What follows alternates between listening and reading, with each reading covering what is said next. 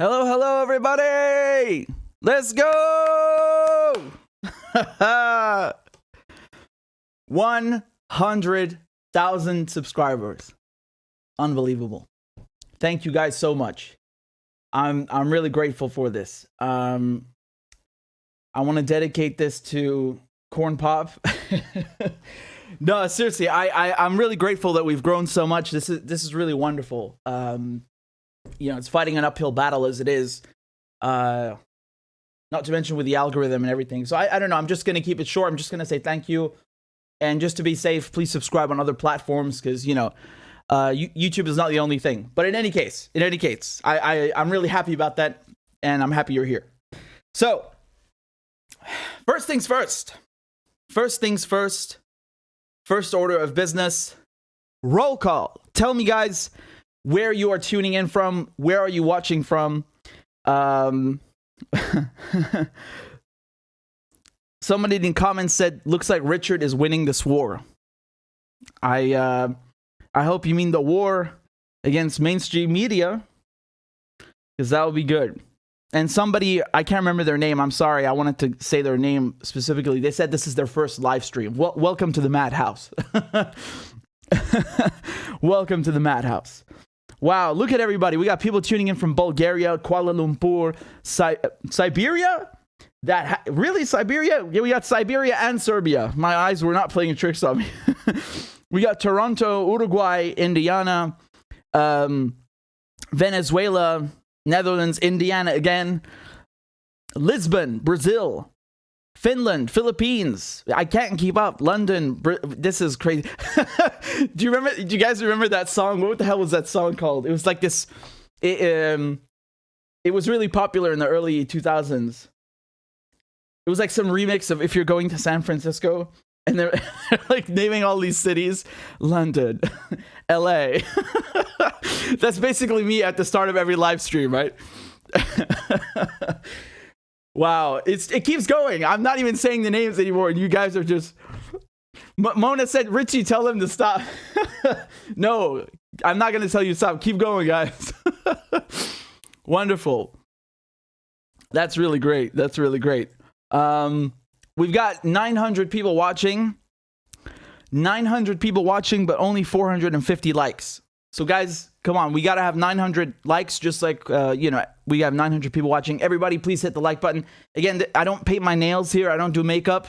I don't play computer games. I don't do cooking. This is politics. Politics is tough, especially on a platform like YouTube, because you're always fighting against the algorithm. So by liking the video or commenting or interacting in any way, it helps.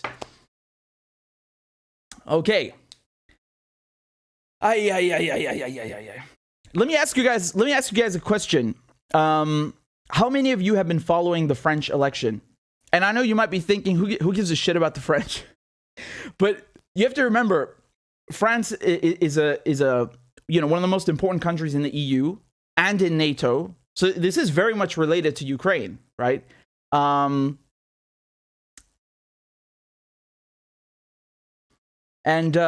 it's important for many other reasons, which I'll get to. And I'm also going to tell you why it relates to the US. Because there's something that you've been hearing if you're in the US. You know, you've been hearing this same old catchphrase telling you to go vote for Democrats. And the French have their own version, which I'm going to get to in a second, right? So I guess we'll start with the French election, right? Why not begin with that one? So give me a second to close out, and then we can begin the party. On commence la fête. Ça va faire pompette.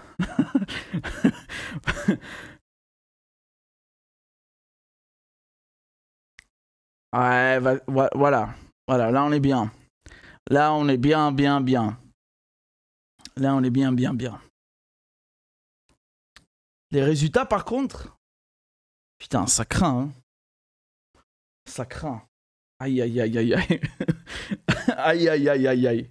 So just give me a second. I don't like to advertise when I'm drinking. So I'm just going to switch over to the screen just to sip something, and then we can begin, okay? For those of you watching on replay, this must be so excruciating. It's like, fucking begin already. Yeah, all right, calm down. We have to ease into the suffering. All right, so just a moment.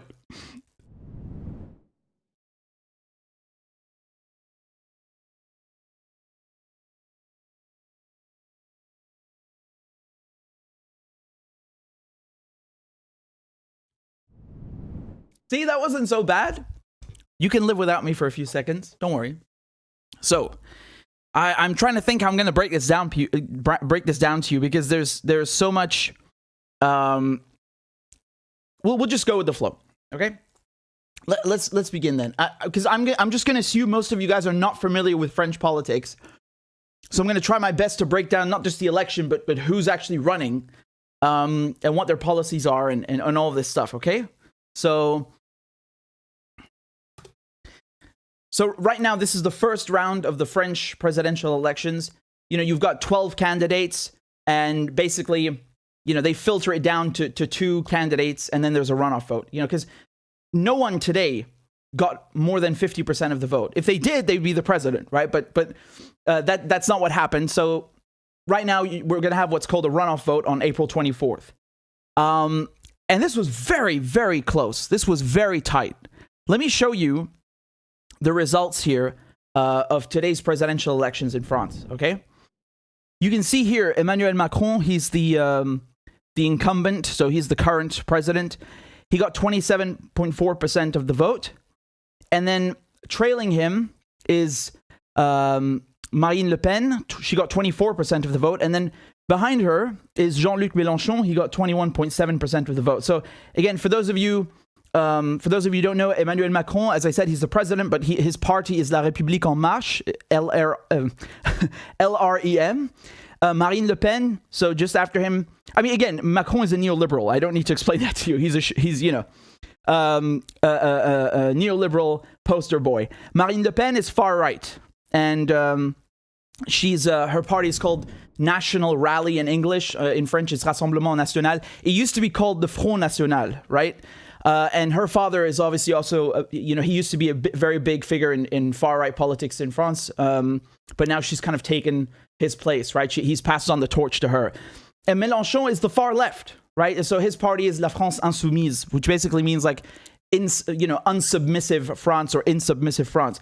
And so you can see here, Mélenchon, I mean, he lost out by you know, literally just 2%, right? Like, earlier, if you look at the results earlier, it was 0.8% difference between Mélenchon, the far left, and Le Pen, far right. And I mean, this is very, very bad, right? Because on the one hand, there are people who are saying, well, you know, Marine Le Pen is closer than ever to gaining the presidency. The far right in France are closer than ever to you know, taking l'Élysée, which is the French equivalent of the White House. Now, it's not just about that, because honestly, there's not much difference between Macron and Le Pen.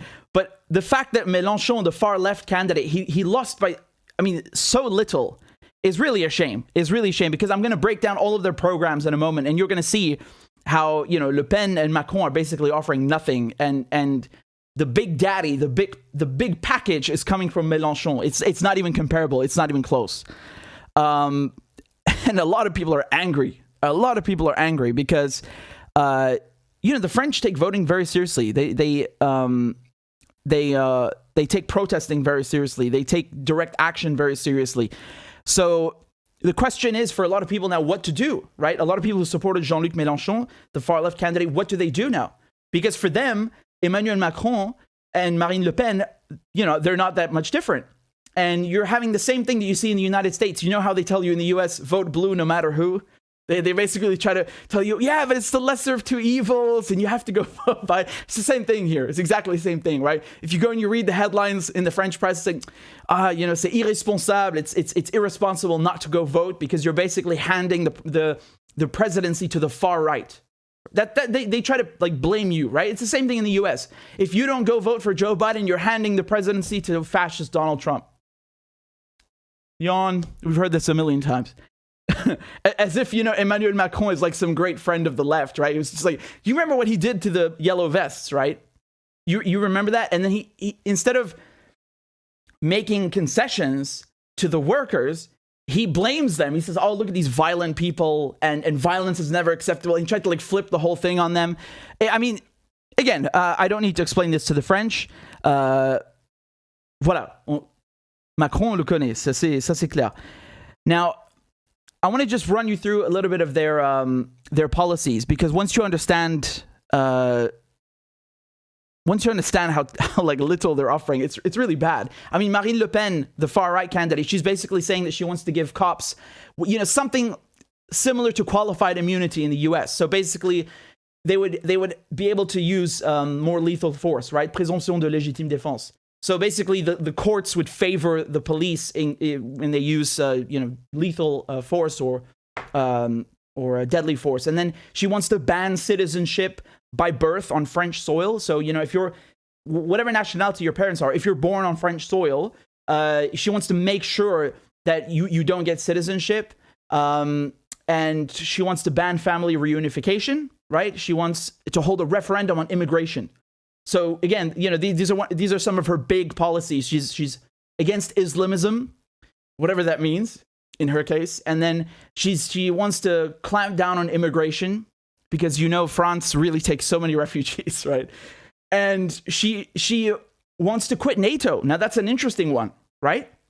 So she wants to quit NATO. She doesn't want to quit the EU anymore. She changed her mind because, you know, in 2017, it was the same people. It was also Macron against Le Pen. And back then, she was saying she wants to quit the EU. And she lost quite badly. But now she's changed her position. She's trying to market herself, brand herself as more of a moderate, whatever that means. This is so ridiculous to me because I went to a French school, so I'm very familiar with French politics. I'm very familiar with France and French culture. And when people think that the media are branding Marine Le Pen as far right, I'm like, mais t'es con? You're an idiot. Everybody knows Marine Le Pen is l'extrême droite. She's far right. Her father, they're proudly far right.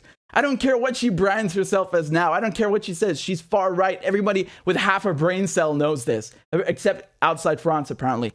You know, other things that she wants to do, because remember, she wanted to quit the EU and the Schengen zone. She doesn't want that anymore. It's just NATO that she wants to quit. She wants to build 6 new nuclear reactors. So these are the EPR. That's the latest generation. She wants to lower VAT. So, you know, TVA in France, value-added tax in English, right? So she wants to lower it from 20% to 5.5% in terms of fuel and gas because she considers these like basic necessities.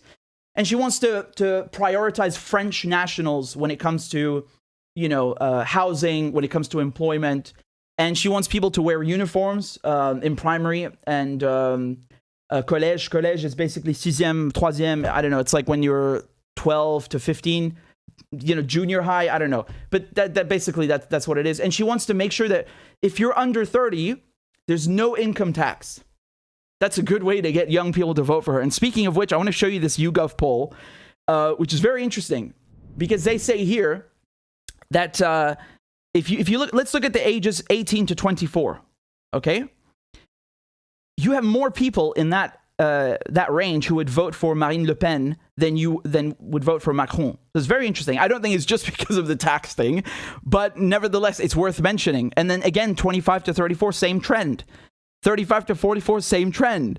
45 to 54, same trend. Like the only people that would save Macron are over the age of 55. So, you know, make of that what you will.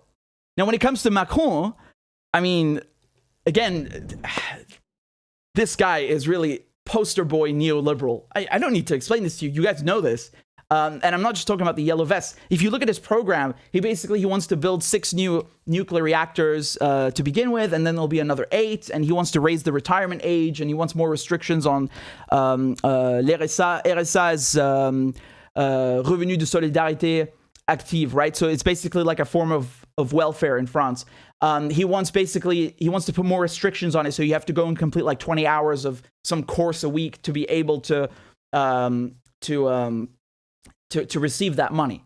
I mean, these are basically, there's really nothing compelling that he's offering. Really nothing. Now, if you look at Mélenchon, oh man, I don't even know where to start.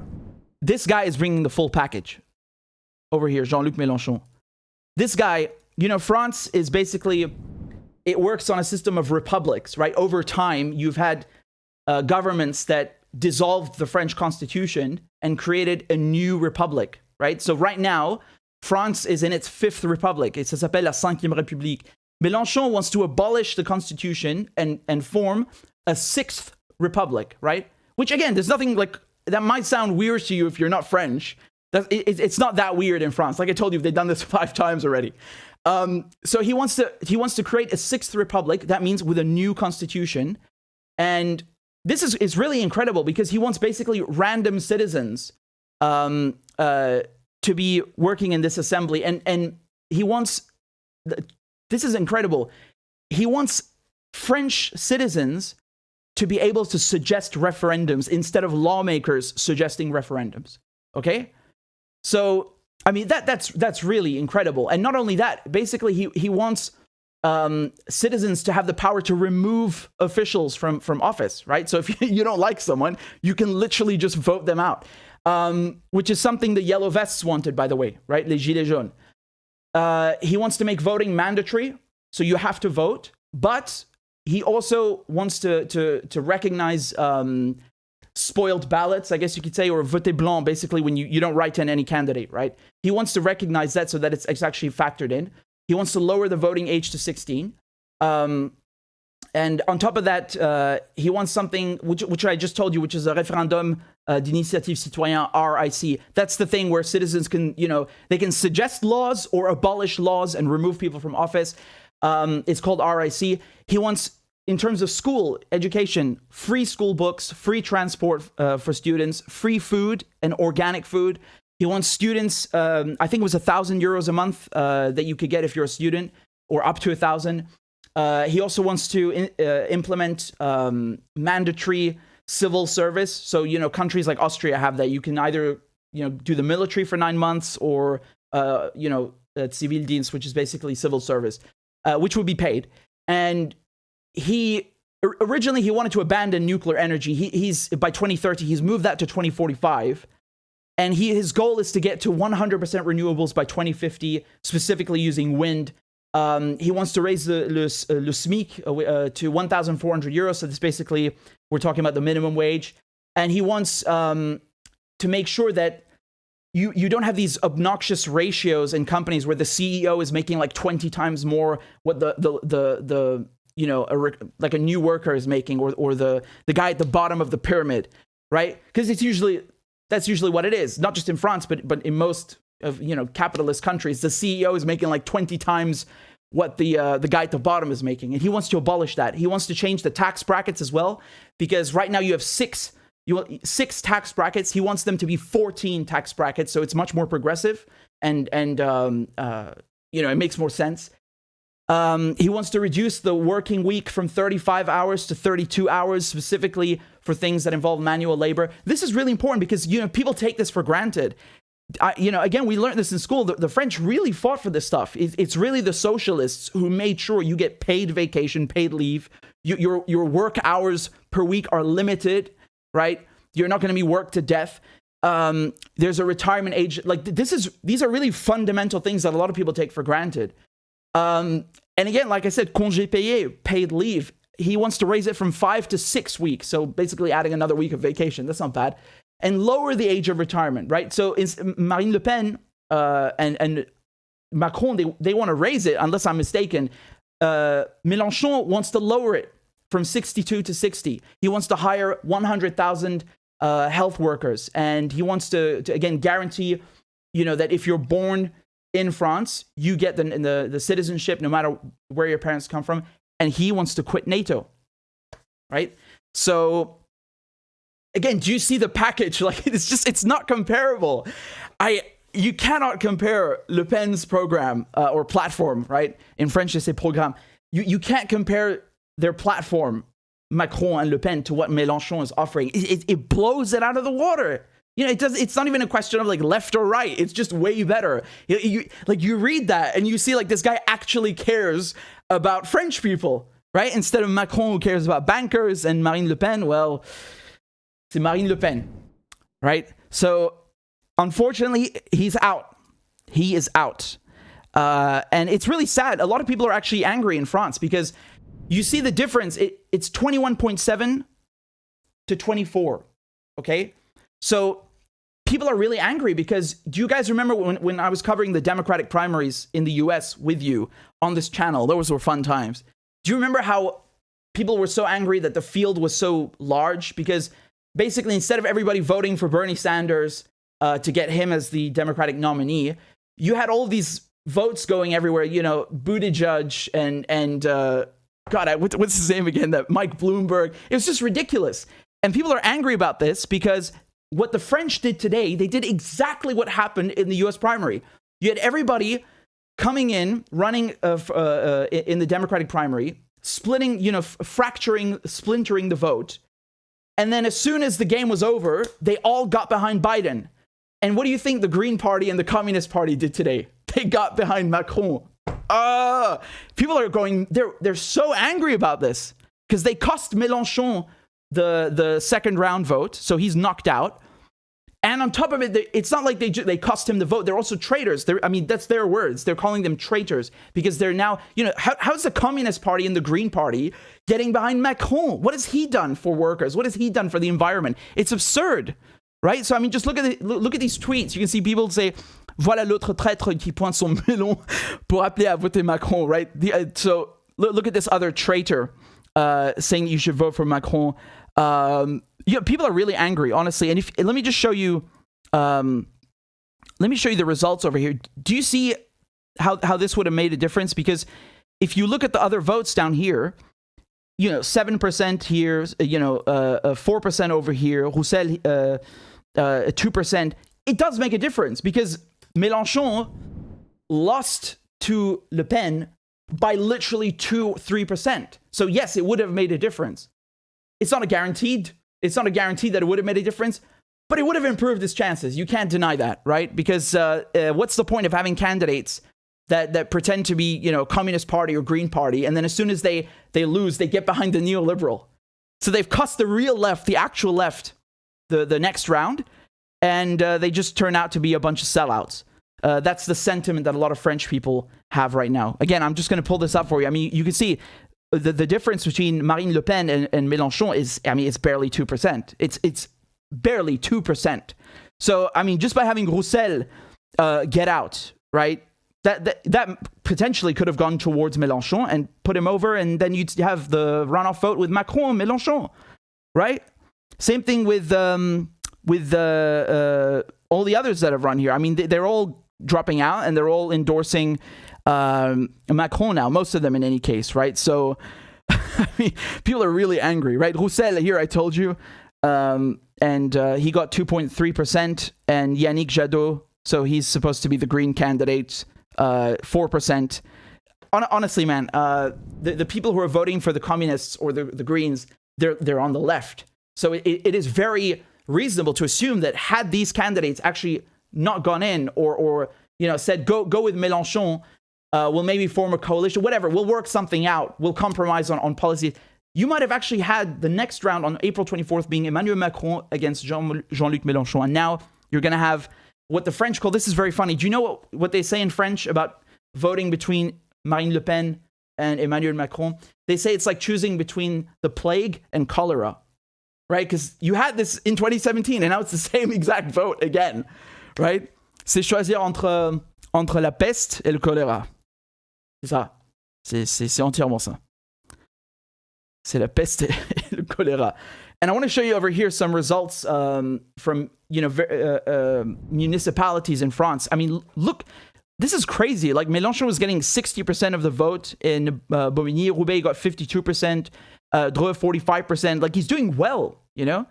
He is doing well. And frankly, it's a shame that he won't be going to this next round.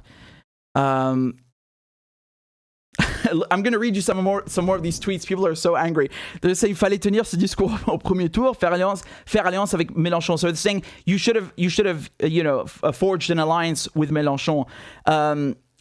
Vous en seriez sorti grandi et auriez laissé une trace dans l'histoire. You would have come out big and actually, you know, left your mark in the history books. So now we're going to flush the toilet and you're going to disappear like a turd. Oh man, that's fucking hilarious. That's really enormous. And again, this is my exact reaction, because a few hours ago, the difference between Mélenchon and Marine Le Pen was 0.8%. It's infuriating. It's infuriating. Again, it's not so much out of hatred for Marine Le Pen. It's more out of, you know, frustration, because you always have people like in the US Democratic primary, and now you're seeing the French elections, coming in, flooding the field, and then withdrawing and aligning themselves behind a neoliberal like Biden or Macron. It's quite disgusting, honestly. And what happens next? A lot of people are saying they're not going to vote. They've had it. They're fed up, and they're just not going to vote. I'm going to show you some.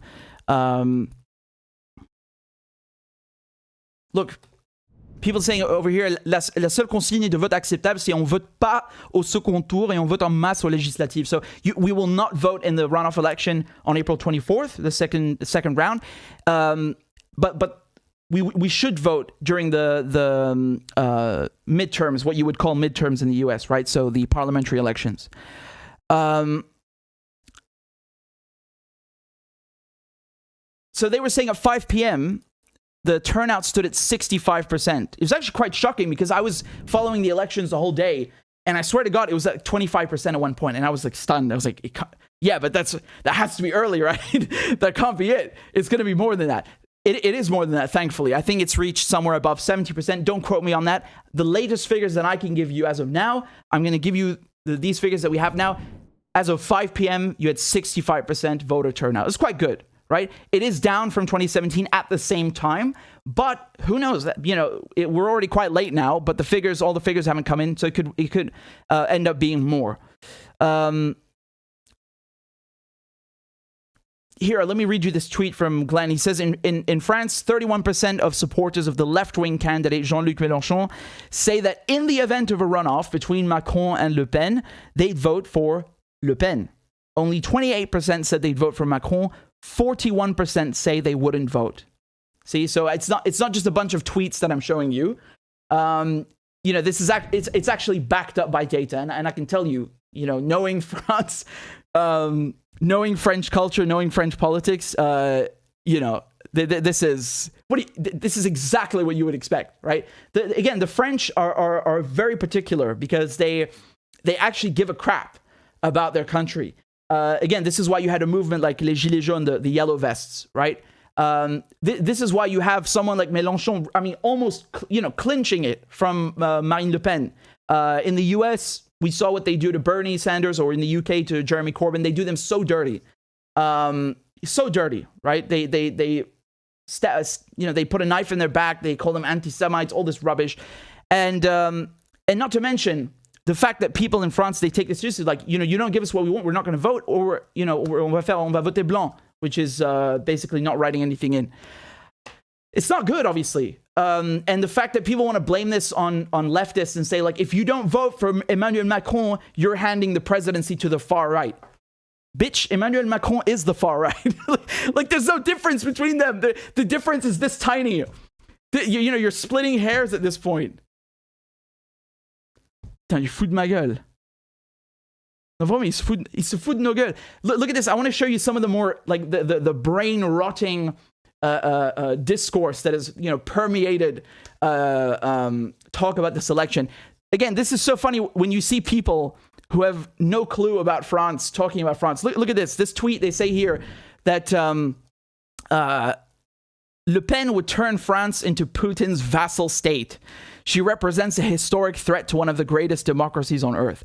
So let's take a look at this video from 2017. What's up? L'air de rien, les grandes lignes politiques que je défends sont les grandes lignes qui sont défendues, effectivement, par M. Trump. C'est défendu par M. Poutine. L'air de rien, les grandes lignes politiques que je défends sont les grandes lignes qui sont défendues, effectivement, par M. Trump. C'est défendu par... Okay, so I don't need to tell you that was literally a 9-second clip. So, in terms of context, it's not the best. I just want to make one thing clear. You have literally 50 million reasons to criticize Marine Le Pen and her father, right? And her, and her whole party. This is not one of them. That she's going to turn France into like some vassal state for Putin. Mais ferme ta sale gueule de merde. Ferme ta gueule. I'm so sick of this because they act like everybody they don't like is working with Putin. Just shut the fuck up. Please shut the fuck up. You're so annoying. You are so dumb. You know nothing about anything and should never speak about politics. Just shut your mouth. You're so stupid. Like, this is all they have. This is their only commentary about the election. Oh, Putin, Putin, Putin. Shut the fuck up. Enough. You're so boring. You sound like a broken record. So let me show you again how Mélenchon has the correct positions. Here's a video where he's talking about Assange and Snowden. Let's take a look. I'm going to see if it has any subtitles. If not, I'll just translate really quickly. Si vous êtes élu président, vous accordez l'asile à Julian Assange et Edward Snowden? Évidemment. Non seulement je leur accorde l'asile. So basically asked him, if you're elected president, would you give Assange and Snowden asylum? And he says, of course. Mais je les décore tous les deux. Parce que tous les deux ont aidé la France en dénonçant. And he said he would even decorate them, right? Because they helped France in many ways. And he talks about Assange, you know, some of the things that he did in terms of his leaks and so on. So I mean, you see the response. If you asked, I don't know, Emmanuel Macron, you asked Boris Johnson, they would rather jump out of the window than answer this question, right? No, actually, they would never be asked that question because the reporters that interview them, you know, don't do their jobs.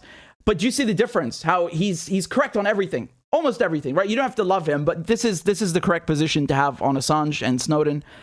You know, I really fail to see what Marine Le Pen and Emmanuel Macron are offering. They're offering literally nothing. Nothing. I mean, yeah, okay, Marine Le Pen, she wants to quit NATO. Okay, yeah, what about everything else? You know, being the French president doesn't just mean quitting NATO or being in NATO. You have a country to run. You know, I find it really interesting how she's saying she wants to combat Islamism, which again is a very like loose term. What do you mean Islamism? What does that mean exactly? I need to clarify because it's coming from Marine Le Pen, right? I wonder why she never says that about Zionism, right? Weird, right? Because honestly, she says, I saw her interview, right? She's sitting down saying l'islamisme c'est totalitaire, la la la la. Yeah, what about Zionism? You don't think that is? I mean, do I really need to explain this? You have two women that were shot dead today. Two Palestinian women shot dead. One of them was disabled. She can't even see properly. They just executed her. I mean, every single day, there's not a day that goes by the Israelis aren't butchering Palestinians. How do you tolerate Zionism and you want to go after Islamism? And you know why I raise this point? Because she says that it's the source of anti-Semitism in France. Hold on a second. Whoa. When the Holocaust was taking place in Europe, I'm very sorry to inform you, but it wasn't Arabs and Muslims who were turning in Jews and sending them to the death camps. Those were Europeans doing that, and including the French, right? I mean, come on. Do I need to give you a reminder on Vichy France and how they came into Paris and they rounded up people? I mean, that wasn't Arabs and Muslims. So don't come here and act like, oh, it's Muslims who are causing anti-Semitism in France. Get the hell out of here. And, you know, they use these loose terms like, oh, it's you know, these radicals. What does radical mean? Apparently in Europe, if you defend Palestinians, that makes you a radical. Apparently. So, I mean, you know, obviously we need some clarification about what this term means because it's just a blanket term they use on everyone, right? They'll even say it about me. I'm not even Muslim. And they'll probably say that too. Oh, you're a radical. Like, what does that mean, a radical? What? Assange is a spy. You know, they always have these like extremities to go after people. Anyway, that's a whole other topic. But in terms of, you know, she wants to do a referendum. She wants to give the French the choice to form, you know, their own immigration policy. Yeah, great. Okay, let them have a referendum. But beyond that, what are you doing for people? There's literally nothing there. There's really nothing there. Lowering the price of gas, great. You know, lowering the price of a few basic necessities, great. But you have to do more than that. Otherwise, you're really no different from Macron. And the people in France are, especially young people, are very astute. Voilà, on n'est pas con. And they know exactly that Macron and Le Pen are offering them absolutely nothing, and they would rather not vote. They would rather abstain ou voter blanc, as you can see down here. This is really important to look at, right? Because you would have, like most young people would just literally not vote if it's between Marine Le Pen and Macron. And it turns out that this is indeed what's going to happen. It's a repetition of 2017. So April 24th, we're going to have the same vote that we had in 2017. Emmanuel Macron against Marine Le Pen. And sorry, but that, you know, ça veut dire absolument rien. C'est de la grosse chiasse. C'est la peste. Cholera. It's the Black Plague. It's the plague and cholera. No one wants either of those things. So merci beaucoup. Au revoir.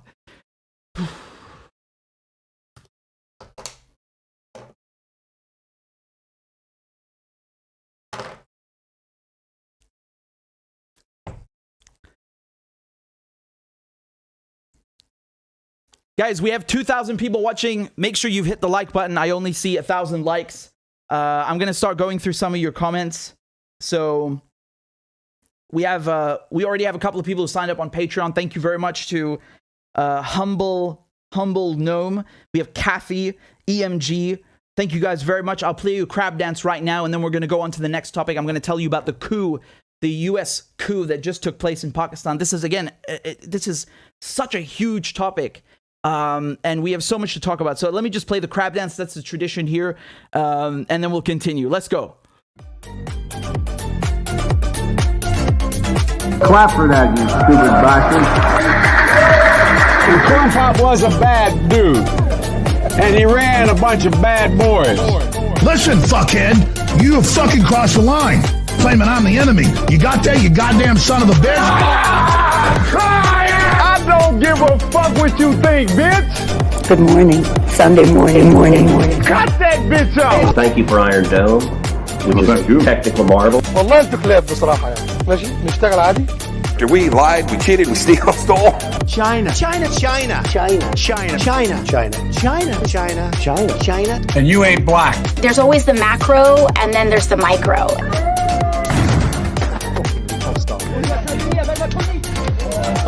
Do not come. Do not come.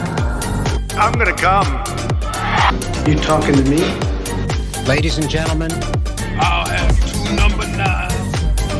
Number 9 large. we got him. Why you texting? Why? You're getting nervous, man. Calm down. It's okay. Okay. Suck my dick and choke on it. I yield my time. Fuck you.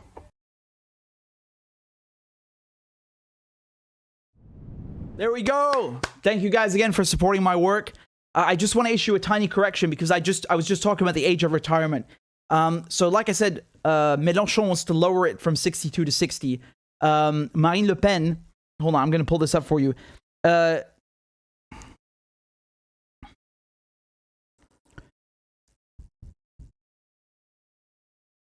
Yeah, let me pull this up for you because I was wrong what I said about Marine Le Pen. You know, I was rattling off figures from like 3 presidential platforms, so you'll forgive me, right? I have it all memorized. So let me just show you very quickly what I was talking about. She actually wants to lower it as well, if I'm not mistaken, and I'm going to pull this article up to show you. So she was basically, you know, Macron wants to raise it from 62 to 65, right? Which is ridiculous. And she was lambasting that. Le Pen says she wants to keep the 62-year-old threshold and bring it down to 60 for those who started working before age 20, right? So it's funny because I was literally watching that interview, which she said that this morning. So yeah, again, I got too many figures in one go, but I just wanted to issue that correction nevertheless, so we're very clear on what's going on.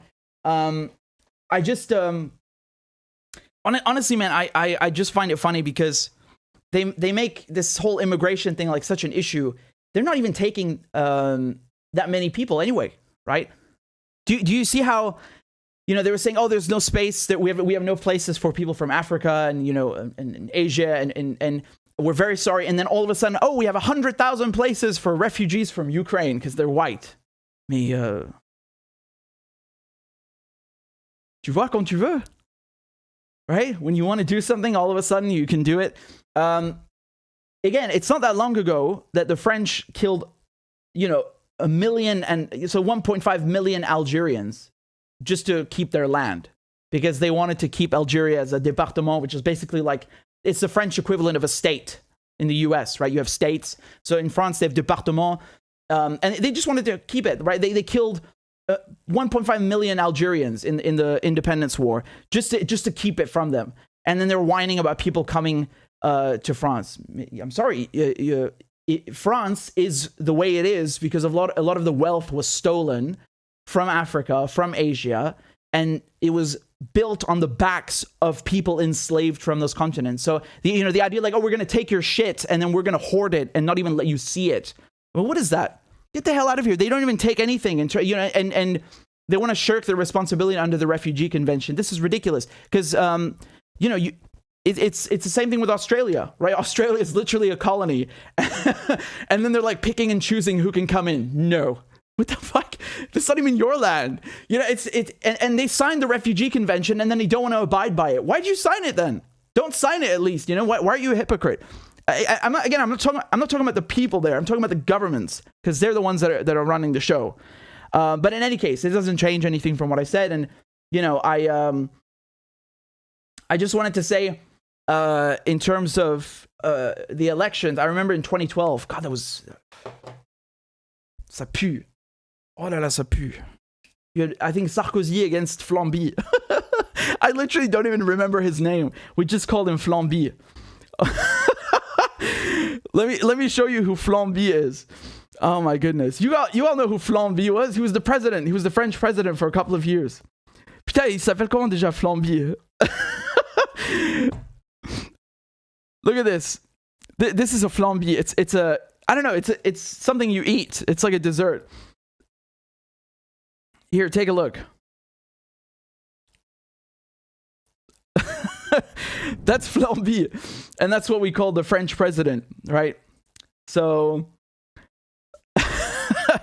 Hollande, that was it. I was talking about Hollande. That's who I meant. Yeah, because he's about as interesting as a Flamby and looks like one. So that's why the name is quite fitting. Anyway, whatever. I still don't understand to this day how he won that, but Sarkozy's also a bastard. You remember this guy? He basically took Gaddafi's money. Again, I don't understand this. He took Gaddafi's money for his re-election campaign, and then he turns around and bombs Gaddafi. Wow, like what a stab in the back. And something interesting I saw as well, which I wanted to tell you about. Just a moment. So another thing that I saw with Marine Le Pen, where they're saying, oh, you're a Russian agent and all this stuff. They said, like, you took a loan from a Russian bank a few years ago, I think 2017, to finance your campaign.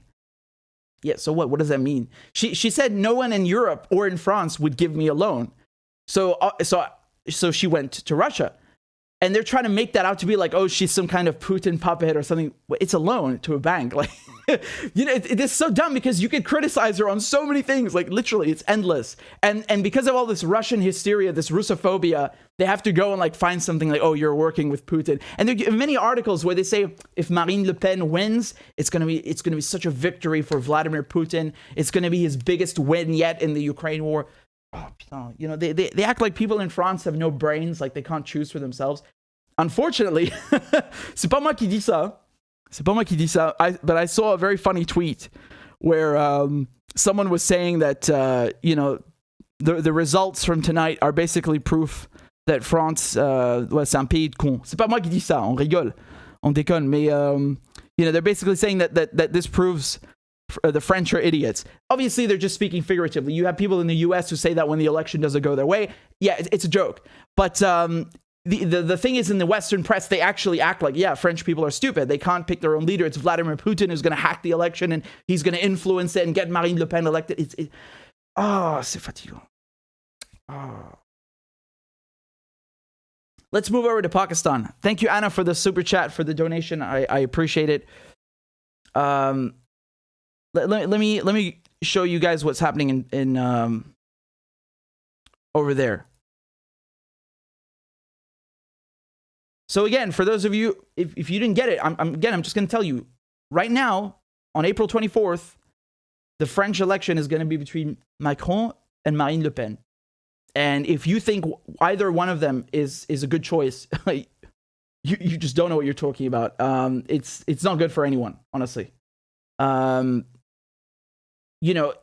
if you want to look at Marine Le Pen and you want to say, yeah, but she's better than Macron in the NATO thing and this thing, whatever she, it's like the reverse, like whatever she lacks, she makes up for. It's the other way around. Whatever like plus points, whatever pros you think she might have, she completely loses it she loses those points in other fields. So, Anyway, why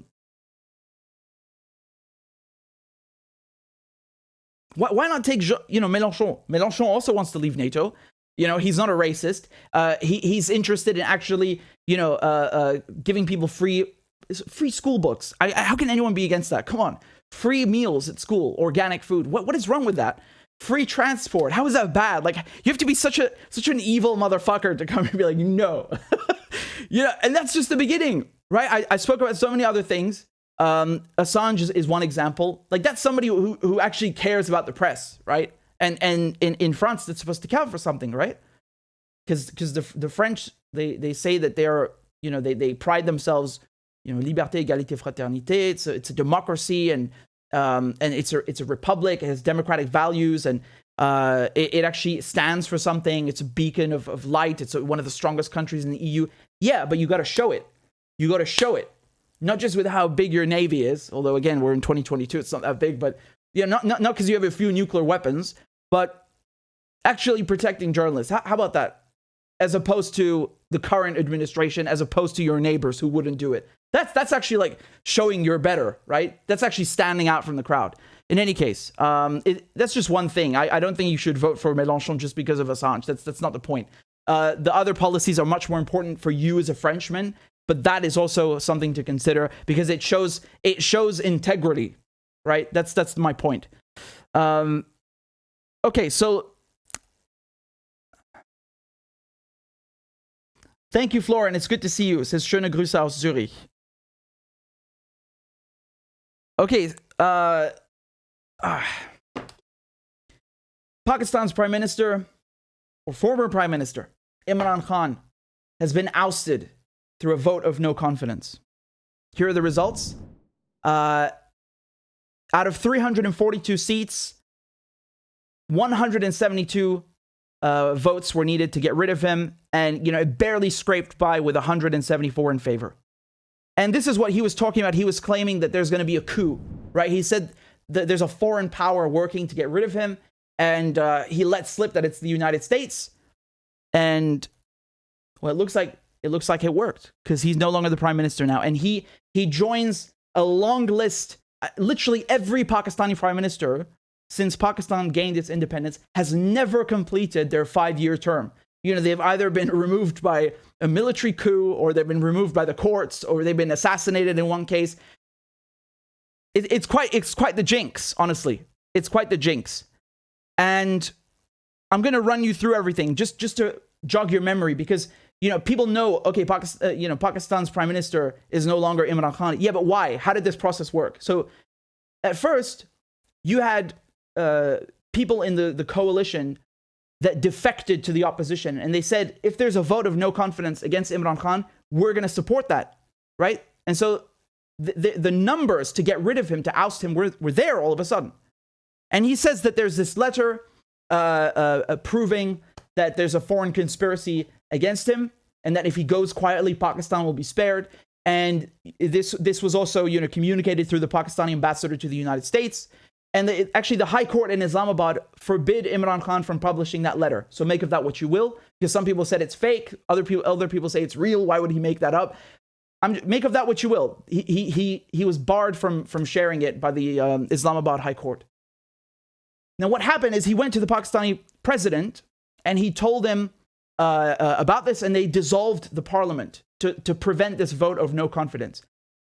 And then what happened is the opposition were furious. They said, how dare you dissolve the parliament just as we're about to try and get rid of you through a vote of no confidence? So what they did is they went to the Supreme Court in Pakistan. And after about 2 days, the Supreme Court comes out with a decision and says the vote of no confidence must go ahead. What Imran Khan did was unconstitutional. He doesn't have the right to dissolve parliament and basically block this vote of no confidence. And the vote went ahead and they got rid of him, right? So it happened.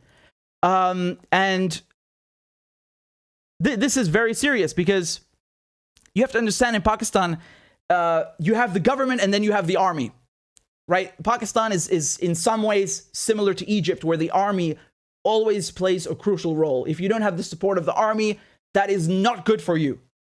That is not good for you. And as a matter of fact, the army in Pakistan, they had a differing view on things, right? So whereas Imran Khan did not, condemn Russia. The army did.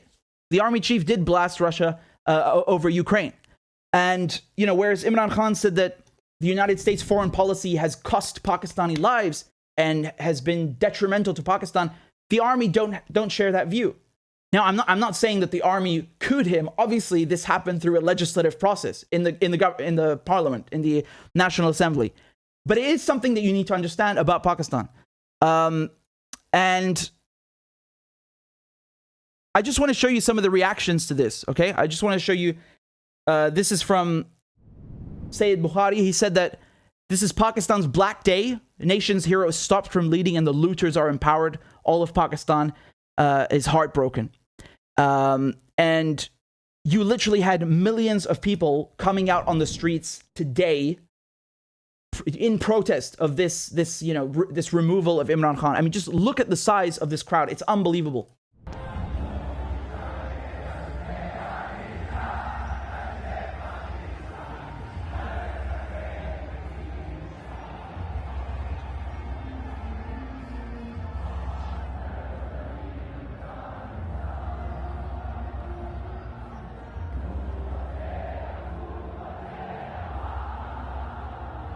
Again, I don't know about you, man, but there's not many leaders out there who can bring out crowds like that.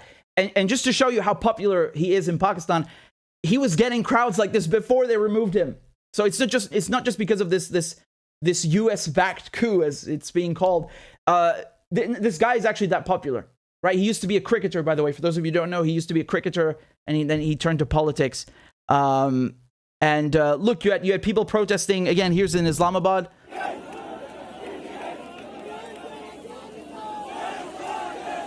You also had people.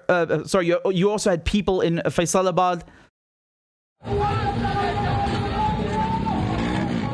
and even London. This is in Hyde Park in London.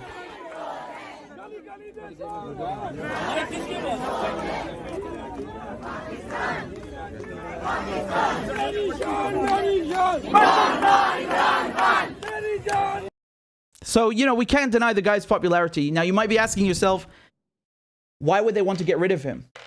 Why is the United States interested in Pakistan right now? They're occupied with Ukraine, and don't be so naive. Don't underestimate Uncle Sam's tentacles. Don't underestimate the reach of the CIA. I'm not saying it was the CIA, but it's usually the CIA. Just you shouldn't negate how important this is. And I'm going to give you a couple of reasons. And actually, this is what I speculated at first when he brought up this letter, right? He said that they're trying to get rid of me and I have proof. And I speculated what some of the reasons were. And he went and confirmed this himself, actually, Imran Khan.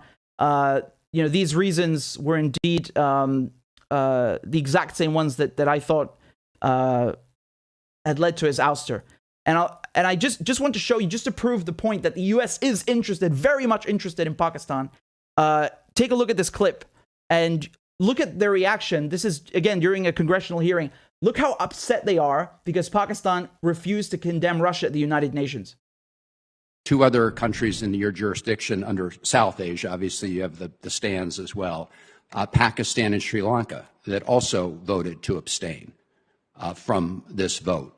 Can you talk briefly about your disappointment in those decisions and what efforts were made with respect to those countries? I was on the phone at 6 o'clock last night speaking to the Sri Lankan ambassador here. My colleague in the Bureau was on the phone with the Indian DCM.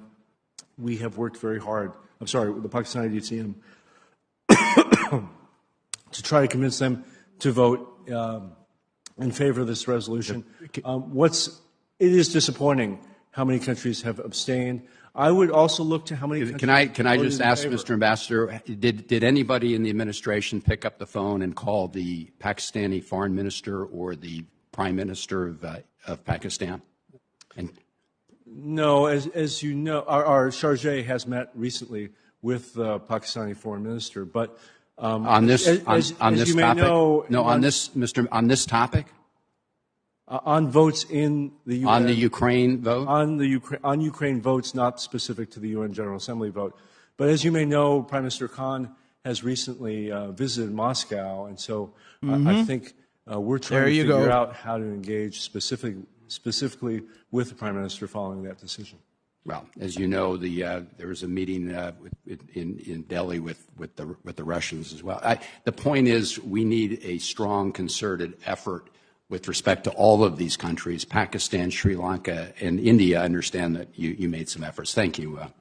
Thank you, Mr. So these are things that I told you about. That Lavrov, the Russian foreign minister, was visiting China, visiting India. I told you they're important, and the Americans obviously care, and they care about Pakistan. They care that Imran Khan, Pakistan abstained from condemning Russia at the United Nations when the General Assembly adopted the resolution on March 2nd. They had another vote on March 24th. Both times Pakistan abstained. So did India, so did China. Well over 40% of the world's population, just to put it mildly. Not only that, he actually went to Russia. So it's not only that Khan refused to sanction Russia. He actually went to Russia. He meets with Putin as this war is starting, and he buys 2 million tons of gas and wheat. And he's just basically giving the finger to the Americans. He's figuratively speaking, he's telling the Americans, go screw yourselves. I'm going to do what I think is best for my country, and no one is going to tell me otherwise. And then on top of that, the EU try to get him to condemn Russia, and he tells them, who do you think we are? Are we your slaves? He literally says that. Are we your slaves? So he's very openly rejecting Western foreign policy, Western attempts to guide, to steer Pakistan's foreign policy. He's rejecting that, and he even condemns, he goes and says in the same speech, he says, we were allied with the US in the war on terror. What did we get in return? 80,000 Pakistanis killed, right? Drones and various other operations. And so last year, what does Imran Khan do? He says, no US bases in Pakistan. He refuses. The Americans don't like that, obviously, because this area is very strategic. I mean, not to mention India and Pakistan are nuclear powers, but, again, we are talking about, we are talking about Afghanistan, which they occupied for 20 years, which gave them bases on China's doorstep, on Iran's doorstep, in proximity to Russia. They always they always look for excuses to expand their bases. That's why in Saudi Arabia, they have all these bases to this day, right? At the time, it's, we just, let us in, let us go get rid of Saddam, and they're still there to this day. What else did Imran Khan do? He said, I'm not helping you in Yemen, right? So this is already a couple of years ago in 2015. He said Pakistan must not join the Yemen war. And then, of course, he backs Palestine. He says, I am the Prime Minister of Pakistan. We stand with Gaza. We stand with Palestine. And he posts this great quote from Chomsky. So on all fronts, he is vehemently, overtly, clearly rejecting U.S. foreign policy and also attempts to steer Pakistan's foreign policy. And that doesn't bode well, right? They said, you have to go. You have to go. And I know some people think that, this is far-fetched and Khan is just making that up. Look, man, you obviously don't understand how valuable this part of the world is and how valuable Pakistan is as a country, its place geostrategically. You obviously don't understand that the Americans want vassal states. They want countries they can control. They can't do that with China. They can't do that with India. But they did try their luck with Pakistan, and it looks like they just succeeded. And I want to show you what's going to happen next. This is from Al Jazeera. They're saying that that Khan's replacement, right, is Shehbaz Sharif. So he's the younger brother of Nawaz Sharif. So Nawaz Sharif was Pakistan's prime minister 3 times. I think, if I'm not mistaken, when we were living in Pakistan, you had Benazir Bhutto and then his older brother Nawaz Sharif, right? I think it was Bhutto. She was in there until 96, and then he came in 97, right? So again, that guy's been prime minister 3 times, but not one of them has ever finished their term. Every Pakistani prime minister, they never finished the full 5-year term for some reason. Now, this guy is actually not particularly in good standing, legally speaking. He's dealing with a bunch of legal cases and money laundering and things like that. So that again, that's a separate issue. But what happened actually the day of the vote, the deputy speaker of the National Assembly and the speaker, they both resigned.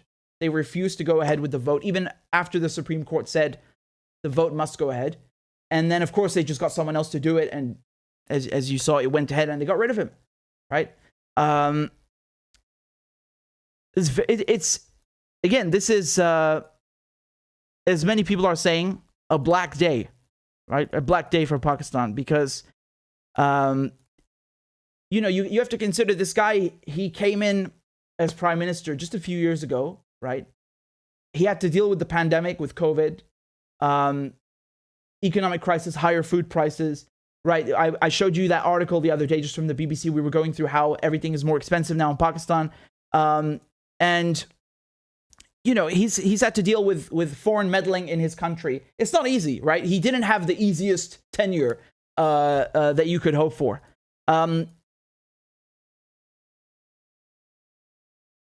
And here's the headline from the BBC. Look, Imran Khan ousted as Pakistan's prime minister after vote. So remember, the coups come in many forms.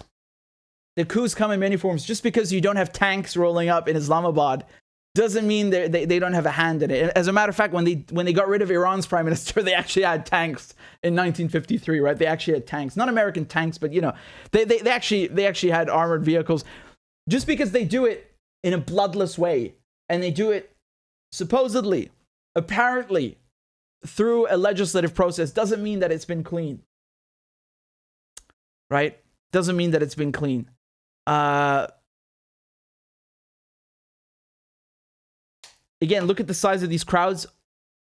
It's not every day that politicians pull these crowds. I'm sorry.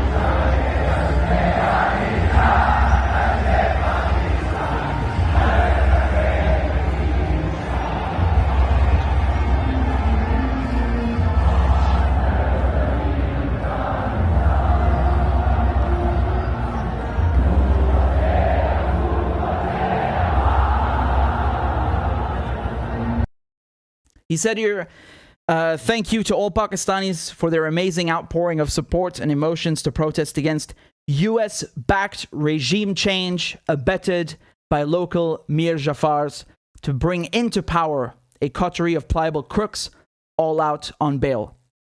Shows Pakistanis at home and abroad have emphatically rejected this. So, as I just told you, Sharif, his potential replacement is out on bail and in trouble for money laundering and other things like that. But do you see how he straight up said it?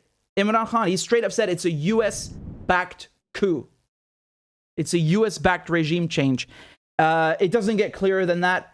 And I honestly, I think the people that are saying, well, he's just making that up to avoid being removed from power. I don't think that's true. I'm sorry. I just don't think that's true. I don't think the High Court in Islamabad would have blocked him from publishing that letter if it was just nonsense, right? Why would you be afraid of people seeing that? Why would you make sure that it stays confidential if it's worthless and fake? You don't classify fake documents. That's just one aspect of it. It's one aspect of it. We know how the CIA operates. We know how the US, the State Department operates. We know how the Foreign and Commonwealth Office operate. This is standard procedure. They thought, they thought, let's take him on. He's not playing ball, and he's been doing this for years. He won't let us put US bases in Pakistan. He won't sanction Russia. He's actually trading with Russia. He won't condemn Russia at the UN. He won't play ball with Yemen. Every single thing, right? Palestine, he's got to go. And now he's gone.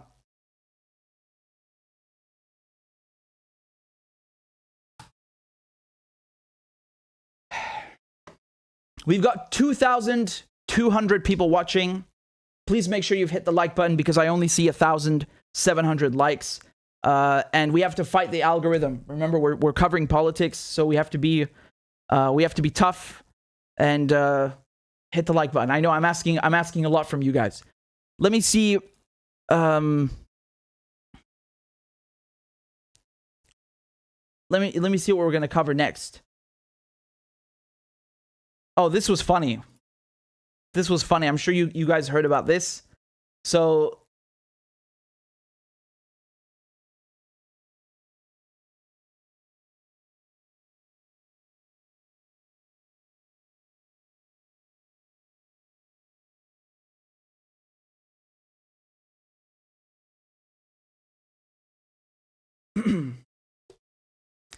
The United Nations voted to kick Russia off the UN Human Rights Council, right? So this took place on April 7th. You had 93 votes in favor, 24 against, and 58 abstentions. Let's take a look at the vote as it happened. We shall now begin the voting process. Those in favor of draft resolution A/ES- Please lock the machine.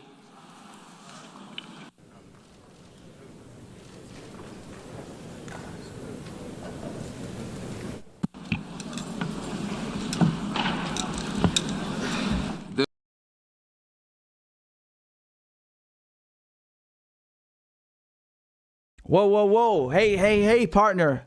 I saw the stream went offline for a second. It's okay. We're still here. I said CIA too many times. They're coming for me. So, let me just show you the various reactions to this, to Russia being kicked off the council. Okay, take a look. This is what the U.S. ambassador to the UN, Linda Greenfield, had to say. Right? Let's see what she had to say. Every day we see more and more how little Russia respects human rights. And that is why I announced yesterday that the United States, in coordination with Ukraine and many other UN member states, will seek Russia's suspension from the UN Human Rights Council.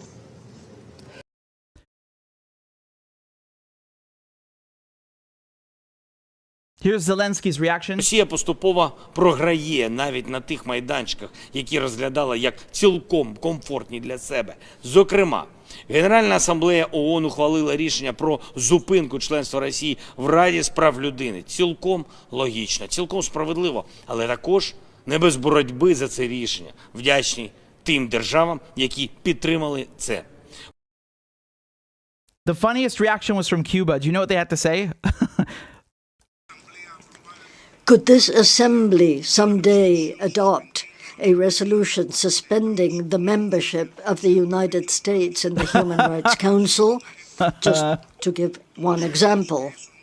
We all know that that has not happened, nor will it, despite its flagrant and massive violations of human rights as a result of invasions and wars against sovereign states, given its geopolitical interests.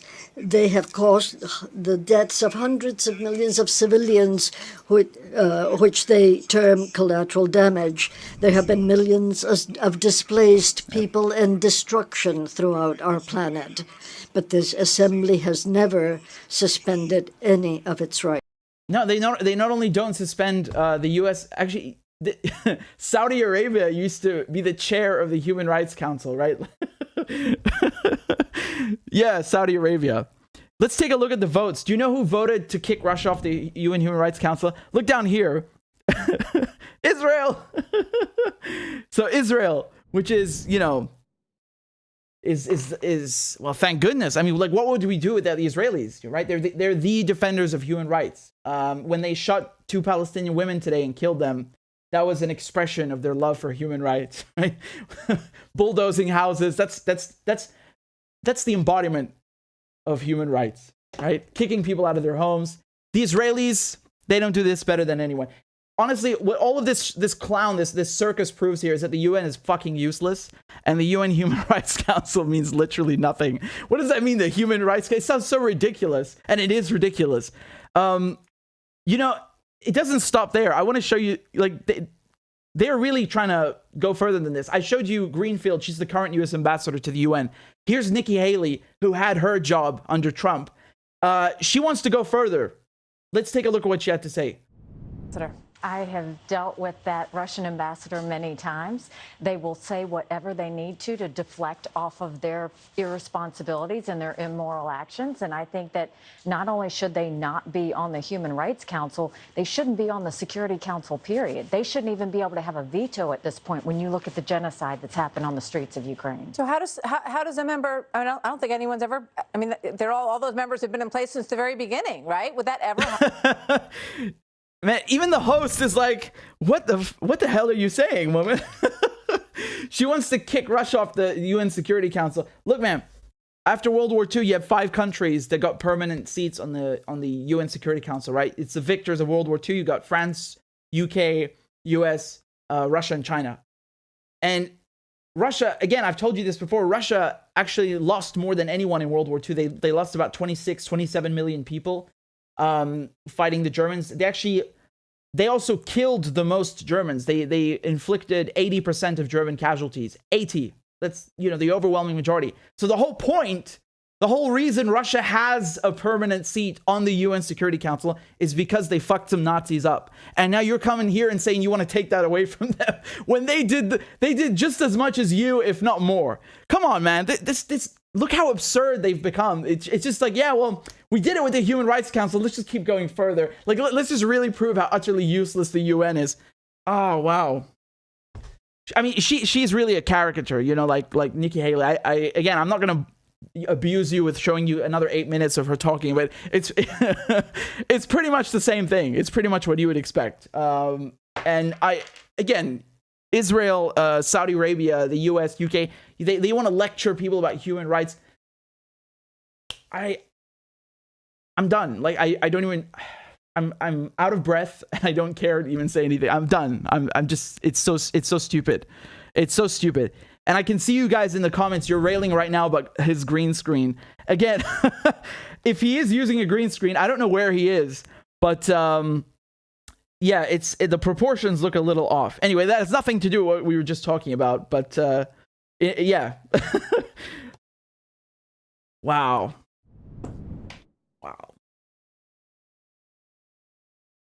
One more thing, they kicked Libya off the Human Rights Council as well. I think Libya was the first country to be kicked off the Human Rights Council, and they did that also in 2011. So it was right at the start of this war, and again, that was just political, right? They just did it to say, Gaddafi's bad, and we're kicking him off the Human Rights Council just to substantiate that, and this warrants the NATO bombing, and it's part of the whole package. It's the whole the military and the propaganda campaign. That's what it is. It's not actually about Gaddafi. It's about, like, we need to stop you from messing with the French currency, the US currency, and get your gold. And so we're gonna call you a dictator, even though we support other dictators. But those dictators are cool. Yeah, it's like.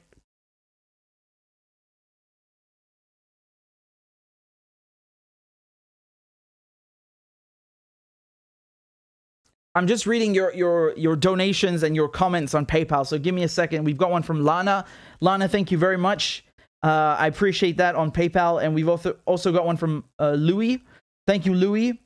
And PayPal, one of you has sent me something. You've used a naughty word in the donation. You've probably said something like Syria or Palestine, and now they've taken it aside. So I don't know. PayPal does that. If you say Palestine or Syria in the donation, in the notes, they'll take the payment aside and review it for security reasons. I don't know what that even means. All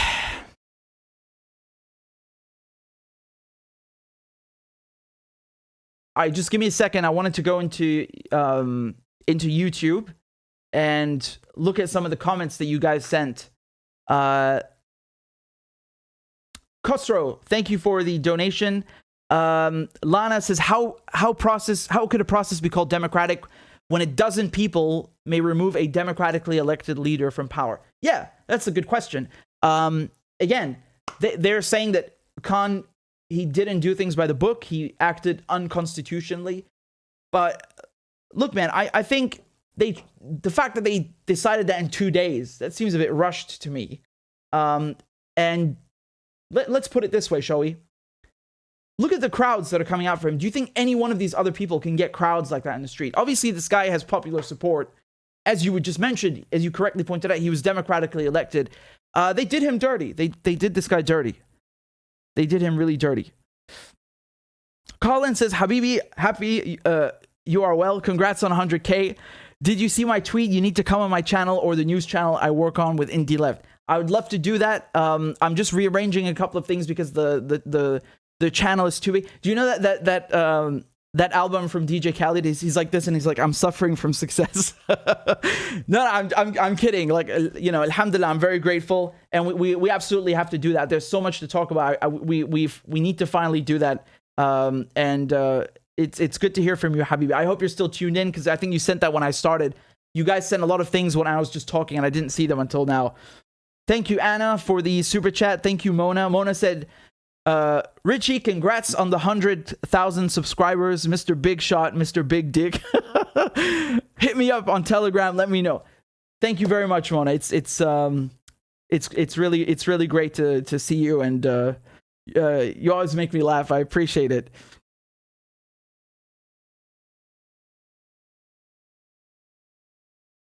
BPM says, Richard, this is great. Thank you. Your French is great. It fucking better be.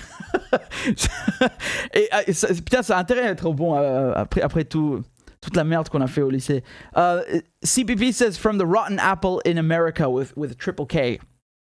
Well, I appreciate it. Chaz, thank you for the sticker. Lana, thank you for the sticker. There's literally so many donations, I can't see all of them.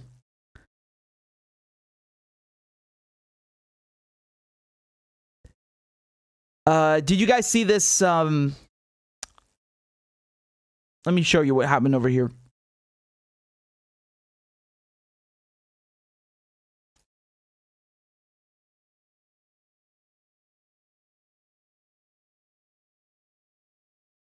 So there is this rocket attack that happened on at a train station in Ukraine, and I'm assuming most of you guys you heard about it. It seems like every second day there's some horrific attack. It's really terrible, because at the end of the day, whoever's doing it, like, people are being killed. Like that's real actual people being killed. And it's really horrible. And I think that is all the more reason why you should have like an independent investigation, something that's not that doesn't swing one way or the other, whether it's Russian or Ukrainian or NATO. It should be purely independent. Can we even do that in this day and age? I really don't know. I really don't know. In any case, I'm talking about. Let me pull this up for you if you can see that. I'm talking about this one, right? So this is from Al Jazeera. They say the death toll from Kramatorsk rises to 57. Sorry, it's from Reuters, but nevertheless, it's from a few hours ago, and that's the latest figure that I was able to get a hold of. So, guys, let me say one thing. I'm just gonna go get something to drink, and then we'll unpack this story. So don't go anywhere, or go get something to drink as well, and we'll reconvene in 1 minute. Okay? I'll also put up the break thing that Claudia made. So again, we'll be back in 2 minutes. Let's go. I am once again asking for your financial support. A is for all men and women created by you know the thing. B is for I'm beginning to see why your wife left you. C is for Corn Pop was a bad dude, and he ran a bunch of bad boys. D is for Don't worry, I'm so serious. Children, I love to hear them. E is for Excuse to walk by the dealer and say, no, I'm not going to be a mule. I got something to do. I got to go do boom, boom, boom. F is for Time friend, and she's a friend. She's been my friend in and out of public life. G is for Go to Joe 30330. H is for Hairy legs that turn blonde in the sun. And the kids used to come up and reach in the pool and rub my leg down. I is for I'm a Democratic candidate for the United States Senate. J is for Just look at the record. I have President Biden, Vice President Biden. Well, I tell you what, if you look at my record and you still doubt about my commitment, then you should vote for somebody else. K is for Kids jumping on my lap. And I've loved kids jumping on my lap. L is for The lion, dog, face, pony soldier. M is for Make sure the television, make sure you have the record player on at night, the phone. Make sure the kids hear work. N is for NATO. O is for The only African-American woman that's ever been elected to the United States Senate. P is for Poor kids are just as bright and just as talented as white kids. R is for Rest her soul, and although your mom's still alive. S is for Send a text to the word united. T is for Truth over facts. U is for Union workers, the UAW took incredible cuts in their future. V is for Don't vote for somebody else. All right, thanks so much. W is for Wait. You're getting nervous, man. Calm down. It's okay. X is for Xi Jinping. Y is for And you ain't black. I am once again asking for your financial support. A is for All men and women created by you know the thing. B is for I'm beginning to see why your wife left you. C is for Corn Pop was a bad dude, and he ran a bunch of bad boys. D is for Don't worry, I'm so serious. Children, I love to hear them. E is for Excuse to walk by the dealer and say, no, I'm not going to be a mule. I got something to do. I got to go do boom, boom, boom. F is for Time friend, and she's a friend. She's been my friend in and out of public life. G is for Go to Joe 30330. H is for Hairy legs that turn blonde in the sun. And the kids used to come up and reach in the pool and rub my leg down. I is for I'm a Democratic candidate for the United States Senate. J is for Just look at the record. I have President Biden, Vice President Biden. Well, I tell you what, if you look at my record and you still doubt about my commitment, then you should vote for somebody else. K is for Kids jumping on my lap. And I've loved kids jumping on my lap. L is for The lion, dog, face, pony soldier. M is for Make sure the television, make sure you have the record player on at night, the phone. Make sure the kids hear work. N is for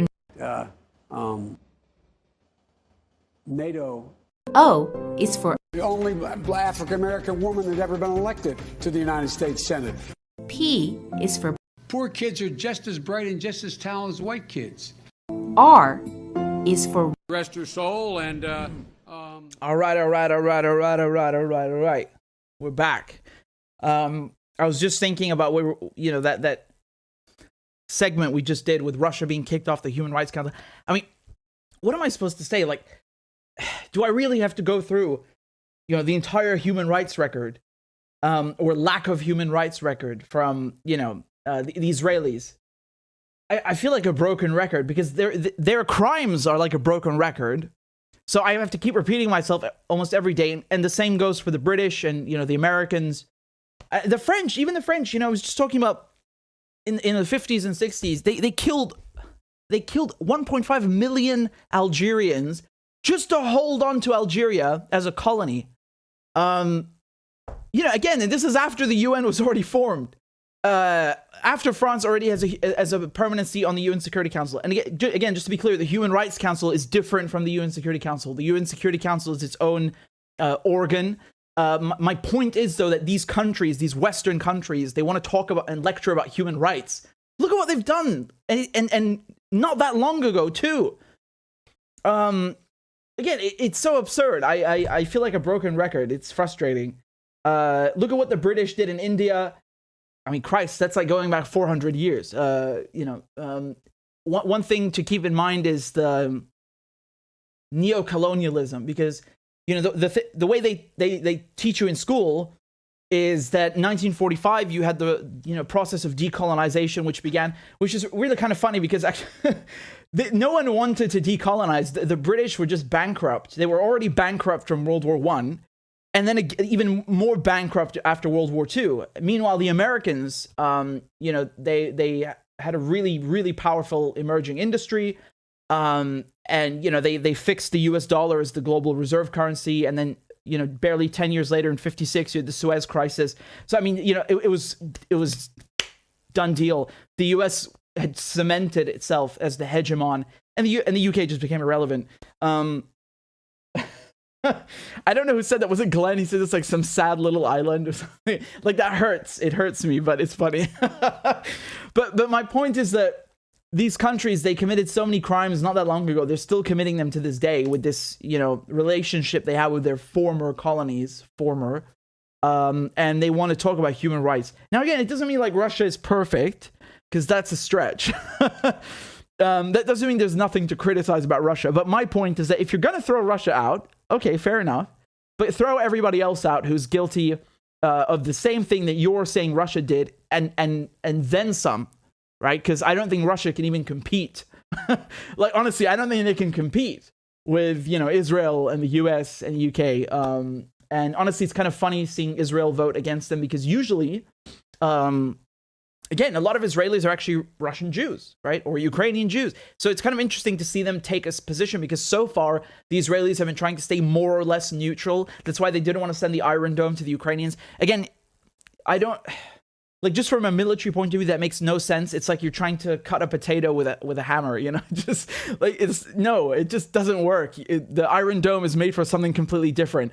It's not going to help you against Russian missiles. But that aside, just politically speaking, the Americans wanted to give the Iron Dome. The Israelis said no. So it's interesting to see them actually vote against Russia. But the more surprising point here is that, like, it's Israel.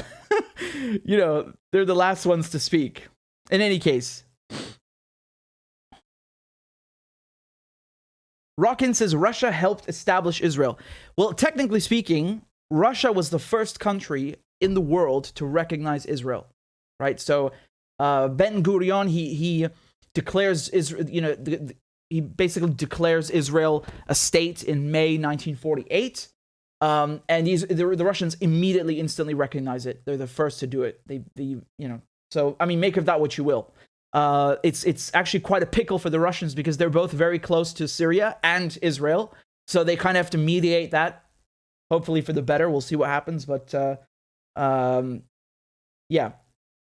So speaking of Russian missiles, let's look at what we have over here in terms of this attack. And maybe you guys can give me your thoughts on this. I'm curious to hear what you guys have to say. So again, this attack took place just yesterday. Let me show you the headline from Reuters. They say death toll from Kramatorsk missile strike rises to 57, according to Ukrainian officials. So the death toll from a missile strike on the train station in Ukraine's Kramatorsk has risen to 57 people, Donetsk region governor Pavlo Kyrylenko said on Sunday. So he said that 109 people were wounded in the attack, which Ukraine has blamed on Russia.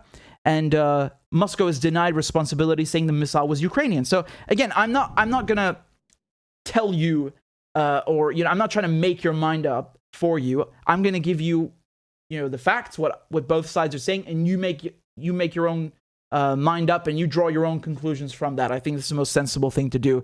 So, as I just told you, the Ukrainians are blaming the Russians, right? Because, I mean, just logically speaking, the Russians are the ones with all of this firepower.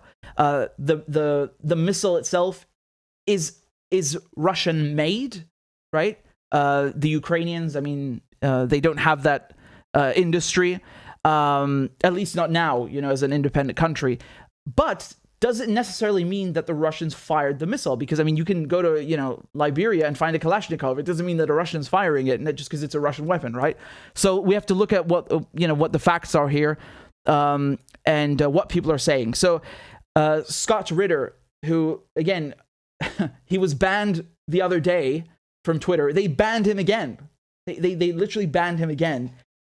He's, again, former United Nations weapons inspector, and he used to be an intelligence officer in the Marine Corps. He knows his stuff better than I and you. So he was saying that the trajectory tells you everything you need to know, because the way that this missile works is, before the warhead, the part that explodes, the payload, hits the target, the booster falls off. The booster is basically the compartment that carries the fuel.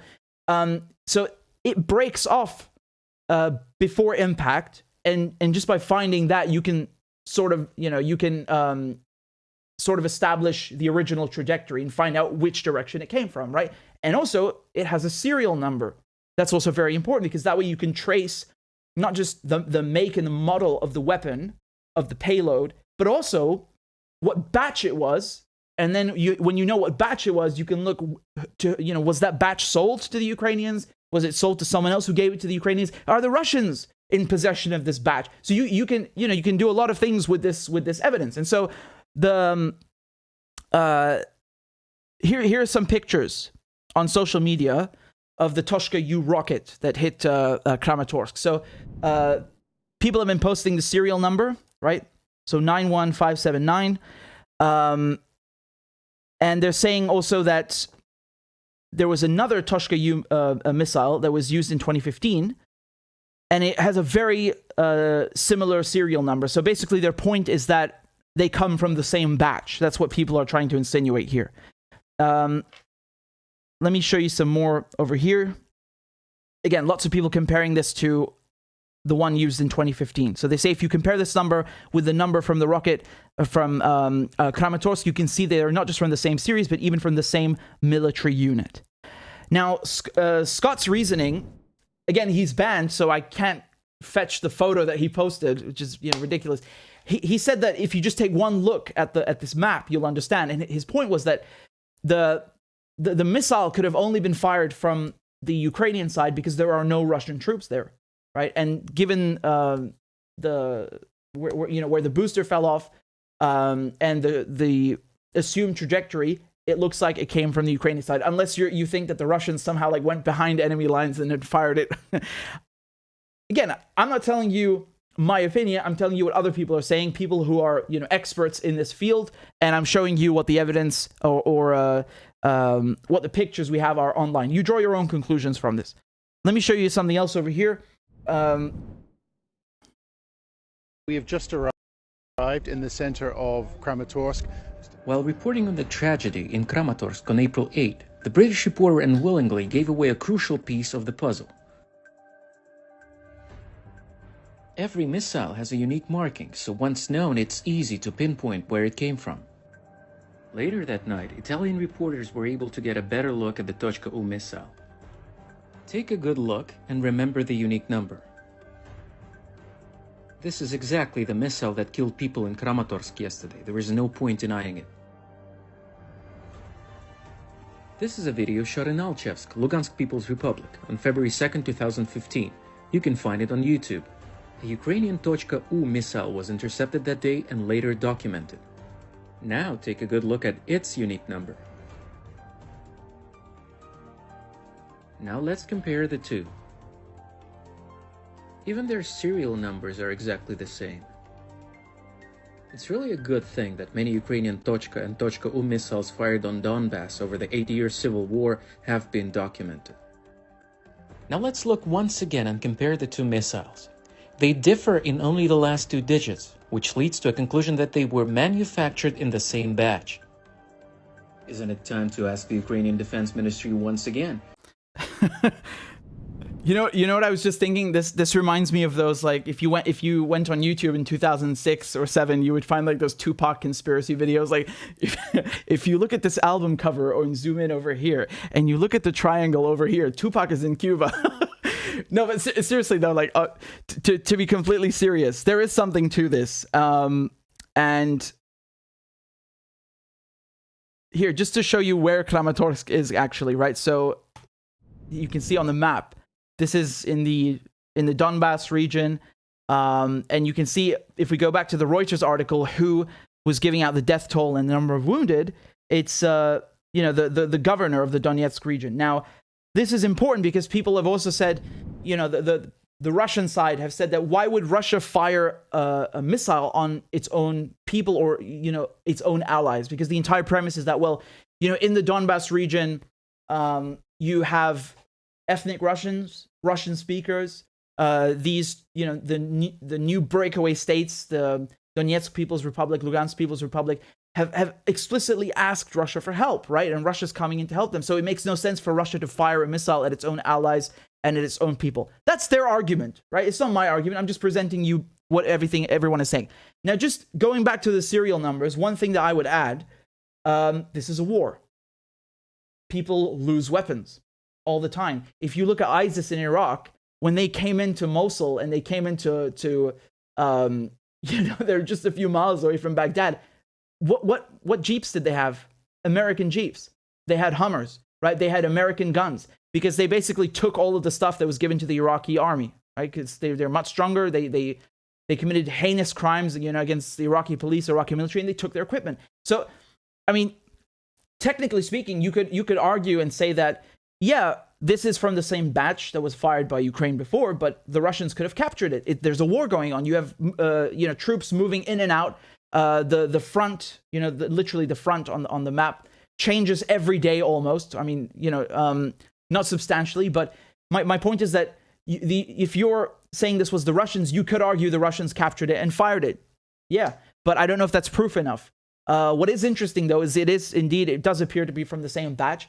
And again, for me, what I think is interesting is that the mainstream media don't want to talk about the serial number. I don't see anyone really mentioning that in any of the articles, and there are many articles. And that's weird because, in this kind of thing, the whole point is like, who did this? You want to find out. Like, literally 57 people died, 109 are wounded. The first thing you should do is to find out who did this and to prove that. So you would be wondering, well, you have forensic evidence. As I told you, you have the booster, you have the serial number. That's forensic evidence. Why is no one using that? Why doesn't the media mention that? I don't know. It just seems a bit weird to me. Maybe it doesn't fit their narrative. I don't know. The sad thing is, which I said in the beginning, the very sad thing is that no matter who did this, civilians are dying. Like, that's a fact. You can't come here and tell me that this was a military target. It wasn't a military target. These are civilians. And that's very sad because, they have nothing to do with this. And it's always the civilians that are paying the price of the war, whether it's through sanctions or bombs. And that's really upsetting. My personal opinion is I don't see the strategic value, the military value of doing this. If you're Russia and you're trying to win this war, what exactly does this bring you to fire a missile at a bunch of civilians? I don't get the point of that. What strategic or military gain does that give you? The same thing can be said with a lot of other things in Syria, right? Like those chemical attacks right when the Syrian army are winning a battle. Well, you've won the battle. The entire operation has been completed. Why would you use chemical weapons on a bunch of civilians that, again, they don't pose a threat to you? There is literally nothing you gain from that. As a matter of fact, it's actually detrimental because now you've given NATO a reason to come and bomb you. And so here, it's basically like, yeah, let's kill a bunch of civilians and give the Western world and give NATO more reason to hate us. And I think there's something that doesn't click here because you have very, very childish, rudimentary analysis of what's happening in Ukraine, and the entire premise of this, of this analysis is Putin bad, Russia bad. So, if you depart from this point that the Russians are evil, then this makes sense, right? It has no military or strategic value, but that doesn't matter because the Russians want to kill civilians because they're evil, and that makes sense. Do you understand? So if that's your logic, which appears to be the West's logic, then of course it makes sense because the Russians are evil. They're sadistic. They're masochists. They derive pleasure from massacring civilians. So of course they would do that. And this is very childish. And I mean, just, it's ridiculous, honestly. On the one hand, they want to say the Russians are in possession of, lethal, some of the best armaments, lethal technology like the Toshka missile. So they're a professional army, right? They're not a bunch of ragtag rebels, in the savannah or in the forest or in the bayou, running around with rifles. It's a professional mobile army. So, okay, if they're a professional mobile army, then they have a structure, they have a strategy, they have a mission.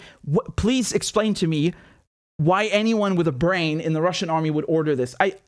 Please explain that to me. It just doesn't make sense. I don't get it. There's no value to be gained from this whatsoever. The only thing it does is make Russia look like shit. That's the only thing that this achieves.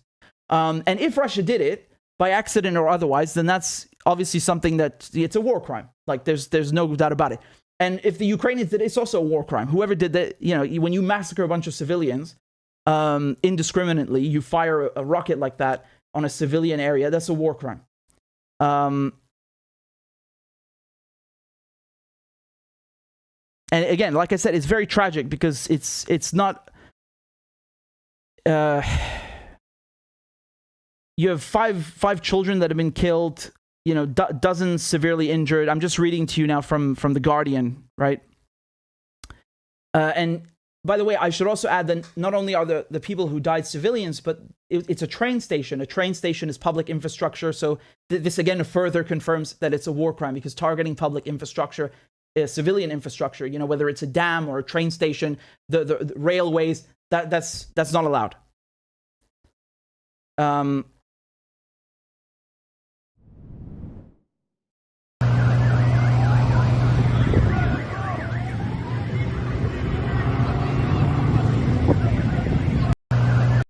So I'm not going to show you any more than that, just to be safe, because of, you know, of the platform. But I've just presented you with what people are saying, what both sides are saying. I'm curious to know what you guys think. I'm not here to make your mind up for you. I think you should make up your own mind and you know, draw your own conclusions from this. And again, the other thing that I would add, the very last thing that I would add,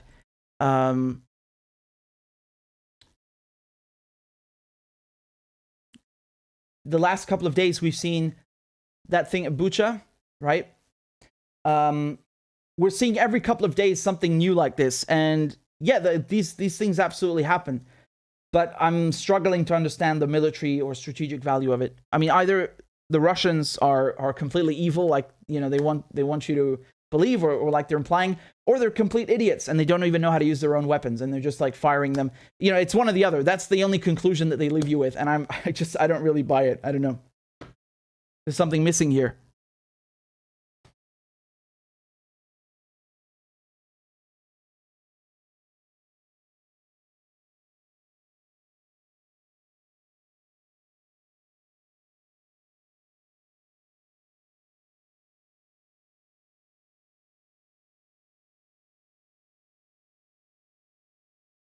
Thank you, Kamara, for the nice comment in the chat. I appreciate it. I'm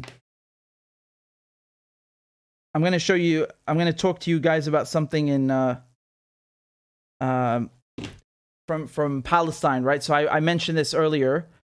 Let me just load this up for you. 1 second.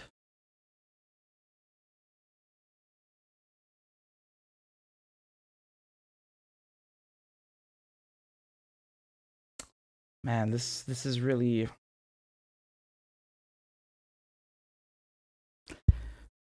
I don't think I can show it to you because it's too graphic and I'll get in trouble.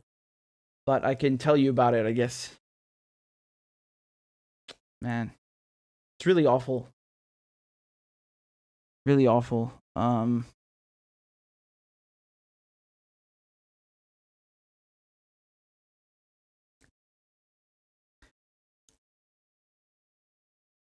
Just give me a moment, please. I'm trying to find something where it's a bit censored or something.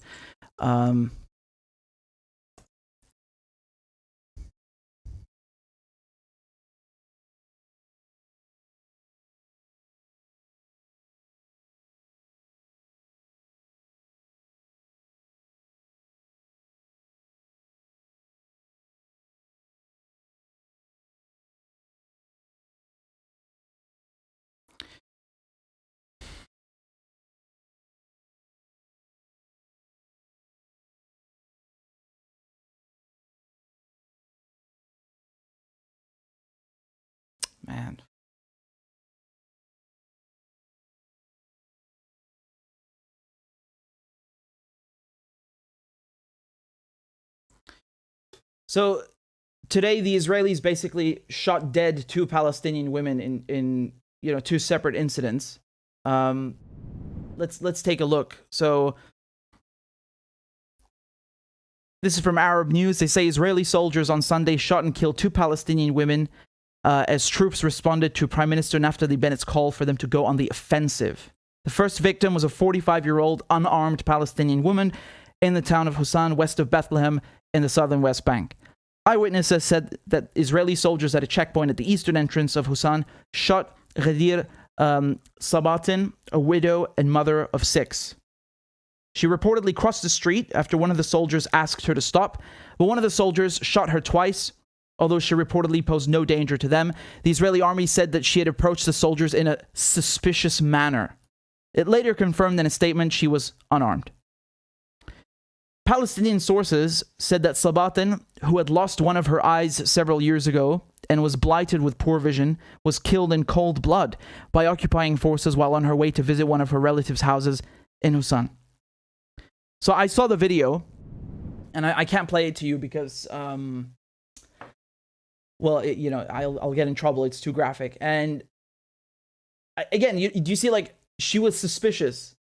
Like, that's enough for a death sentence, right? You're a Palestinian in Palestine, you're minding your own business, and you're suspicious. Like, they just execute you for no reason. She can't even see properly. And she's a widow, right? So she's not only a mother of 6, she's also a widow. So now you have 6 people, 6 children that have, both of their parents dead now. For no fucking reason, no reason whatsoever, just except being Palestinian. And I want to make something very clear. I don't give a crap whether these Israelis they were felt intimidated or she looked suspicious. You are illegally on Palestinian land. You have no business being in Palestine in the first place. You are the suspicious one. You are literally on someone else's land with a fucking machine gun, and you're calling other people suspicious, civilians are suspicious, then fuck off. No one told you to come to Palestine to occupy people's land. She looked suspicious. Go fuck yourself. What is this bullshit?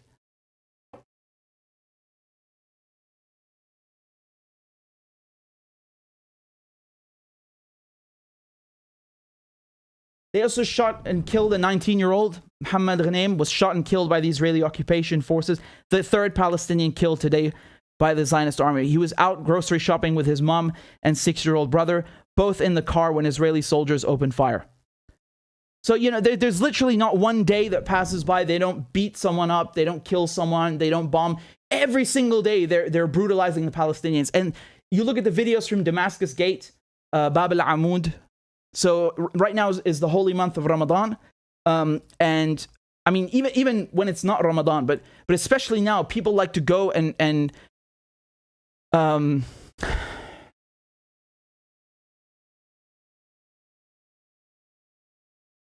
they like to go there with their families, just sit, eat, and instead they get beaten up. Like, I mean, just look at these videos and look at this brutality, what they do to the Palestinians. So they took this guy's son, and he's trying to get his son, and they just beat the hell out of him.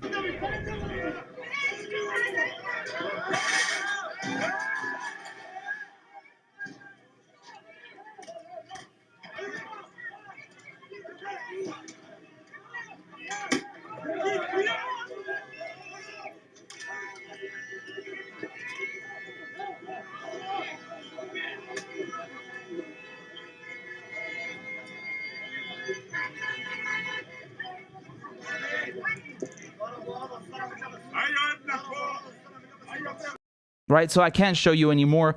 Here, you've got these undercover Israelis. You know what they do? They literally go undercover. They dress up in plain clothes and they're carrying guns with them. They just like brutalizing people. Yeah, it's unbelievable.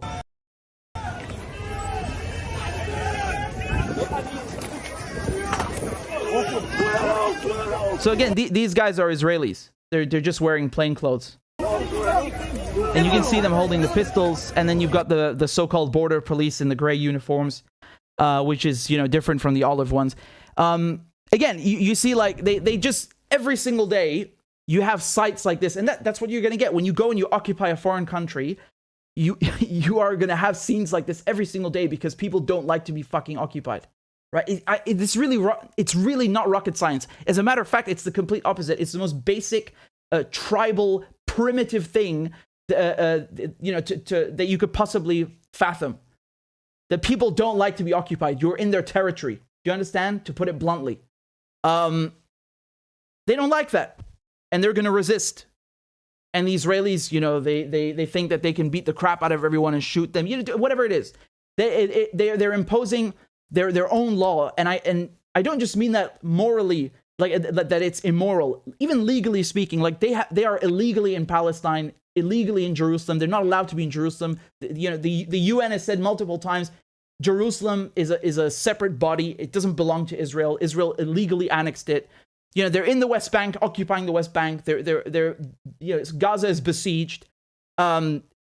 There's no way you can look at this and find something okay with it. And then, you have people like Keir Starmer, the labor leader, says, I'm a Zionist without qualification. Yeah, I bet you are. I can see that. Honestly, I'm looking at this picture of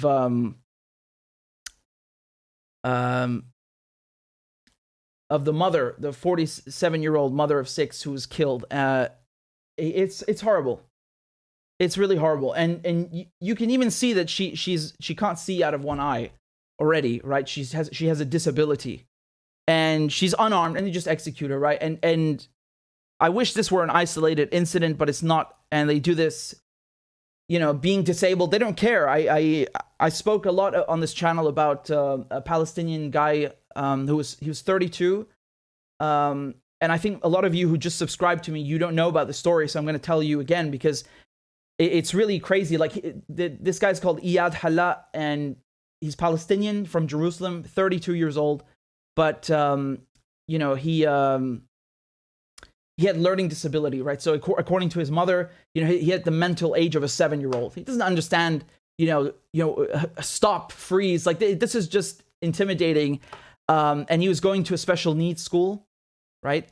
And they executed him, right? They even after understanding that he's a special needs pupil, they executed him with an M16.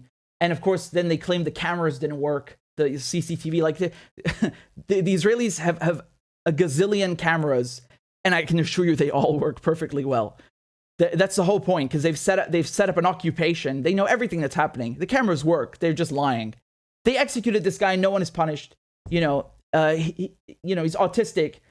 Doesn't matter. They don't care. They literally don't care. There's no mercy for you, even if you have some sort of disability or learning difficulty. They don't care. It's really ruthless.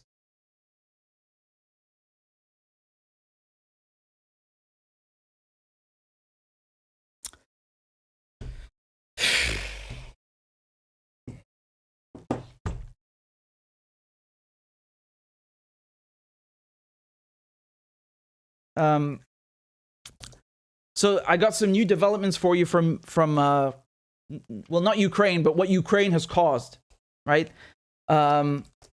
So let's have a look then. So you guys know I've been telling you a lot about this shift to a multipolar world, how basically because of the war in Ukraine and the sanctions that they put on Russia, they basically encouraged Russia and China and Iran and Venezuela to develop these alternative, payment systems, bypassing SWIFT, bypassing Visa, MasterCard, and of course, carrying out energy sales in denominations other than the US dollar. So, usually Russia would sell gas to the Europeans in euros and dollars, and now it's in rubles. So that shores up the value of the ruble, and it undermines the hegemony of the euro and the dollar. And of course, India bought oil from Russia in rubles, not US dollars. And now here's another groundbreaking development. I mean, this is crazy. This is really incredible. Here's the headline from Bloomberg. And they say that, hold on, I'll pull it up for you. One moment. You can see it now. So China has begun buying coal and oil from Russia in yuan, in the renminbi. So that's China's currency. Again, this is astronomical. This is astronomical. This is crazy. This doesn't usually happen, right? So Russian coal and oil paid for in yuan is about to start flowing into China as the two countries try to maintain their energy trade in the face of growing international outrage over the invasion of Ukraine. Several Chinese firms used local currency to buy Russian coal in March, and the first cargoes will arrive this month. So that's according to the Chinese consultancy Fenway Energy Information Services. Okay, and these will be the first commodity shipments paid for in renminbi since the US and Europe penalized Russia and cut several of its banks off from the international financial system, according to traders. So you guys remember they've sanctioned. Russia's central bank. They've frozen roughly half of its assets, and of course they've sanctioned practically everything except the energy industry because the Europeans get 40% of their gas from Russia. They just can't. That it would be suicidal. Now, they continued in the article and they say that sellers of Russian crude have also offered to give buyers in Asia's largest economy the flexibility to pay in yuan. The first cargoes of the ESPO grade bought with the Chinese currency will be delivered to independent refiners in May, so that's next month, according to people familiar with the purchases. China has long bristled at the dollar's dominance in global trade and the political leverage it gives the US. Efforts to chip away at the status quo are now being accelerated by Western steps to punish Russia for its war of aggression. What have I been telling you for the last weeks? This is literally exactly 100% what I've been telling you for the last weeks. It's not a coincidence. It's not just one thing. You have so many new groundbreaking, earth-shattering developments that are taking place. Oil sales that usually happen in US dollars are not happening in US dollars anymore. They're happening in renminbi or in rupees. This is unheard of. Russia demanding rubles for its gas is unheard of. They would have never gotten away with this 2 months ago. Again, this is exactly what it's nice to feel, vindicated. Because it's one thing for me to say it, but you can see here officially from Bloomberg. It's So Moscow is offering ruble payments to Indian oil buyers, right? We just talked about that. While Saudi Arabia is in talks with Beijing to price some of its crude in yuan. Man, I don't know who wrote this article, but they've been watching my channel. I'm telling you. I just said all of this to you guys, right? We've been talking about this for ages. Now, it's unlikely the yuan will pose a serious challenge to the dollar's dominance. That's true. However, at least in the short term, that's the key aspect. In the short term, the US currency was used for 88% of foreign exchange transactions in 2019, compared to just 4.3% for the yuan, according to the Bank for International Settlements. Right? So, of course, you're not going to wake up tomorrow and flick a switch and say, oh, we have a multipolar world and the dollar's global dominance is gone. No, that's not how it works. But just to give you, think about this, okay? I'll just give you some food for thought. We're in 2022, okay? Barely 100 years ago, just a little over 100 years ago, right? The British Empire was at its height. And the British Empire is the biggest empire in history. 25% of the Earth's land mass, 25% of the Earth's population under British rule. Look at the UK today, right? Not even today. Like you don't even have to go that far. You can just look at the UK at the end of the 19th century and then look at the UK in the 1950s. So in the span of a few decades, I mean, it's completely changed situation. And obviously the US took over. But keep that in mind, right? So both steelmaking and power plant coal are being paid for in renminbi. These deals are traditionally done in dollars. But many Chinese buyers temporarily halted purchases after the US and Europe cut off Russian lenders from the SWIFT interbank messaging system. So again, SWIFT is the international messaging system. It doesn't actually transfer money. There's not actual money being shifted. It records transactions and then communicates them to other banks. So it's like a ledger in a way. And you have about 200 countries and 11,000 banks that are connected to SWIFT. So it really is the number one system. There's just no denying that. The Russians and the Chinese have their own versions of SWIFT, but they're nowhere near as popular as SWIFT. They're basically just localized versions. But if I told you 2 months ago that China's UnionPay, which is the credit cards, they would come in to Russia and take over Visa and MasterCard's share and link that to Mir, and Venezuela and Iran would link their payment systems to Mir, you would have never believed me. So don't underestimate how these sanctions on Russia are actually encouraging or let's say forcing, if you will, the global south to pursue other avenues. And it's just like they're saying here, Chinese buyers temporarily halted purchases because they're afraid. They're having second thoughts about doing this stuff in dollars, because today they're sanctioning Russia. Tomorrow they might be sanctioning China. Well, they might be sanctioning China even more, or trying to cut China off the same way they're doing to Russia. Who knows? Or a key Chinese partner. And people don't want that. They don't like when you use your reserve currency, the US dollar, the global reserve currency, as a weapon, right? Because this is economic warfare. Maybe it's hard to see that. It's a bit difficult to visualize it because it's not a bomb. But it is warfare, and they are using the strength of the dollar to kind of screw over the Russians, right? There's no denying that. That's the whole point. So people are having second thoughts. Now, Russia was China's number 2 coal supplier last year, filling the gap left by Beijing's trade tussle with Australia. Nearly half of the imports from Russia are metallurgical coal, which is in demand after the partial resumption of operations in the Chinese steel-making hub of Tangshan. This type of coal isn't subject to government price controls that apply to power plant fuel. Now, while Chinese buyers are interested in importing more Russian supplies, logistics and financing barriers will ultimately cap the flows. So again, this is a logistical issue. It's not an issue of, what currency they want to use. The ruble, meanwhile, has recovered to levels where it was before the invasion of Ukraine. So again, this is something we've been looking at. We saw Monday, the first Monday after the war began, the ruble plummeted, right? Because they had announced the sanctions over the weekend and it went all the way down, and now it's all the way back up. Again, they say in the article, but it's correct. It's about 80 rubles to the dollar, right? So if you just look up $1 in rubles, here you go.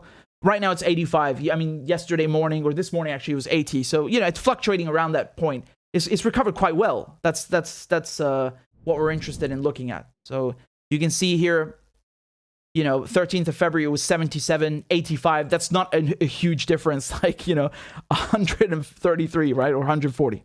So that's their point, and it's a very valid one. So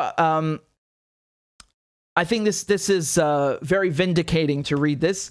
I wanted to walk you through it because this really is a continuation of everything else I've told you guys and the other things that are happening. It's not looking good, man, for the US. Again, in the short term, it's not going to make a huge dent, but long term, when because in 2014, the Russians realized they need to build an alternative to SWIFT. They need to de-dollarize their foreign exchange reserves. And they did, but it wasn't enough. And so after this debacle, and other countries that are watching this too, they're going to have second thoughts. They're going to start thinking, maybe we should de-dollarize. Maybe we should start doing business in other denominations. Maybe we should pursue an alternative, a system to SWIFT. Because we don't want to get locked out. We don't want to get screwed in the future because the Americans are, feeling trigger happy, or the EU want to use economic warfare against us.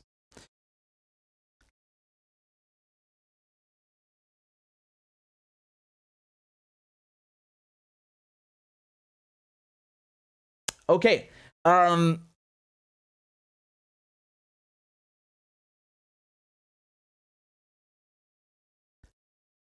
Take a look at this, guys.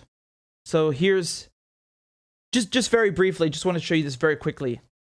Very quickly. So this is from Reuters. They say the Austrian leader to meet Putin in Moscow, hoping to build bridges. So the Austrian Chancellor Karl Nehammer will meet Russian President Putin in Moscow on Monday, adding that he hoped to help build bridges between Russia and Ukraine and stop the war of aggression. Nehammer's meeting would be the first face-to-face encounter between Putin and a European Union leader since Russia invaded Ukraine on February 24th. He said that we are militarily neutral, but have a clear position on the Russian war of aggression against Ukraine. It must stop. It needs humanitarian corridors, ceasefire, and full investigation of war crimes. So the Russian Kremlin spokesperson confirmed this. And yeah, it is interesting because Austria is a neutral country, right? And Zelensky, you know, we looked at all these like cringy speeches he's been giving to the US Congress and then the Bundestag in Germany. And then he went to, he spoke in Japan as well, or to the Japanese rather. You know, he spoke to the Israeli Knesset. He tried speaking to the Austrian parliament. They told him no. I think it's, to my knowledge, it's the only country that actually told him, no, we're not letting you speak. And that's good, because that really shows the Austria sticking to the neutral stance, right? Because we know they'd never let the Russians speak, so you can't come in and let the Ukrainians speak, because then you're being biased. Now, Austria is not always neutral. I know that officially they're neutral, but last year, so I mean, literally a year ago, in May, when the Israelis were bombing Gaza, you know, they hoisted an Israeli flag on top of the chancellery in Vienna. Not very neutral, is it? I mean, that's way more insulting and egregious than letting Zelensky speak. Honestly, I would personally prefer Zelensky doing a cringy speech than hoisting, you know, the flag of an apartheid settler colonial project on top of the chancellery. But that's just me. So again, I take this with a grain of salt, because Austria is not always neutral. But I have to give credit in this instance. Again, nothing personal against Zelensky, nothing to do with that, just for sticking to the principles, because a lot of countries are not doing that. Germany was supposed to be neutral, and now they've broken with that neutrality, and they're sending weapons to Ukraine, and they're also rearming. So do you see the difference between the two? One of them actually is really, you know, they really mean it when they say they're neutral. That's the difference. So honestly, is that going to yield, you know, is this going to yield any results when he goes to visit Putin? Who knows? Macron went, you know, Scholz went. I don't think they had much luck.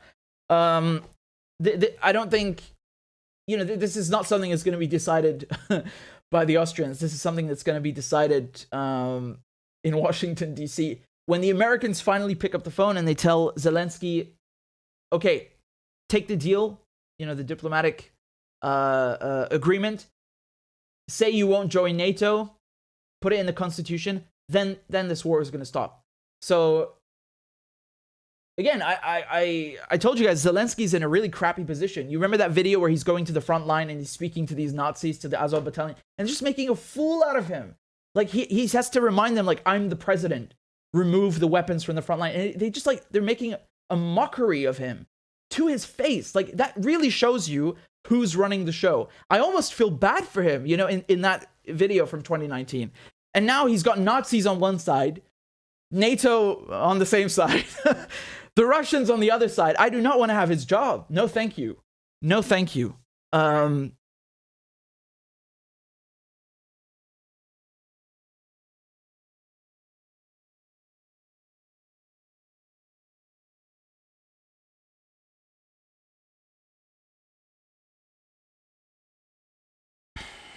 Anyway, I just wanted to show you that very quickly. So thank you to Tony, East Coast's favorite news commentary. Thank you.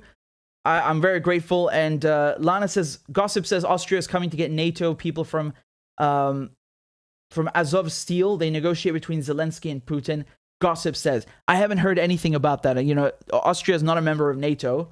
So I'm not entirely sure what you mean. But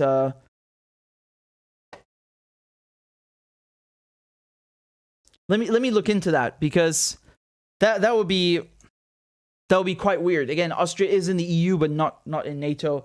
But thank you, Lana. I appreciate it. Let me look into it. Chang, thank you for your comment. Thank you, EM.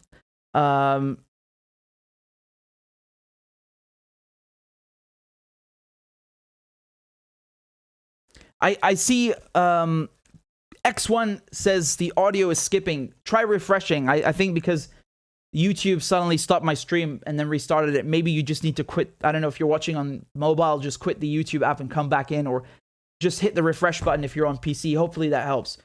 Other guys are saying it's, you know, you're saying it's okay.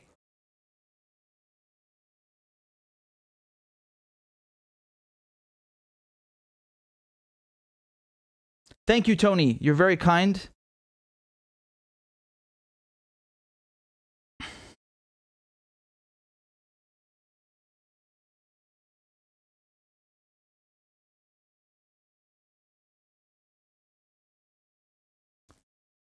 Just give me a moment over here. I'm just trying to prepare something. Hold on.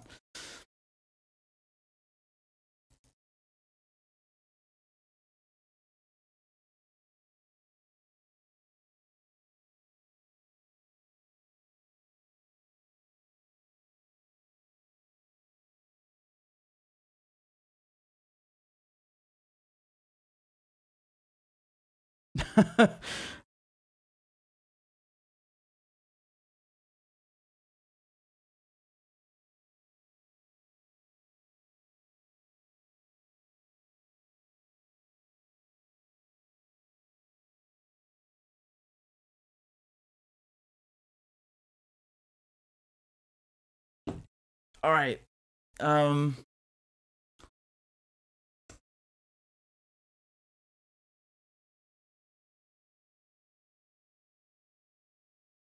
Man, I'm really hot right now, honestly. Oof. That's really cool. We hit 100,000 on YouTube. That's very good. That's really great. So, again, thank you guys. I sound totally unmotivated right now. Thank you guys. It was very nice.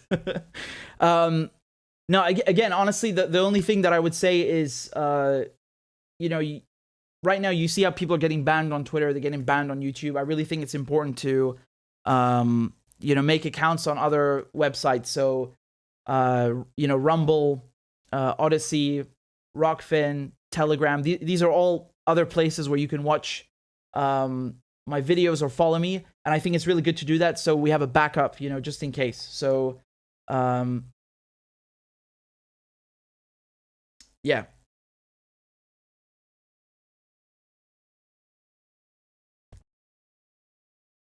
Thank you, Nico. You're very kind.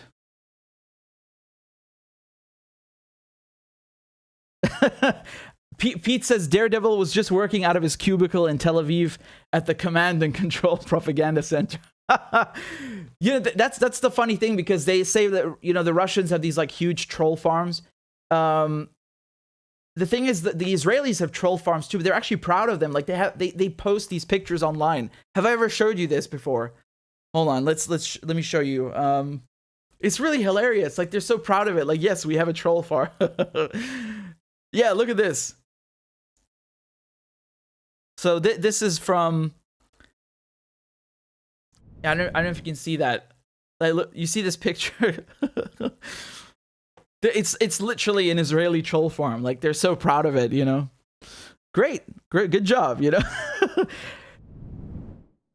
Maybe Daredevil works there. Who knows? Wolf says it's called Unit 8200. Isn't 8200 the? I mean, I know of them. I've heard of them. I thought that one was a bit more specialized than just a troll farm. I think they do a bit more sophisticated things, right? But that's definitely real.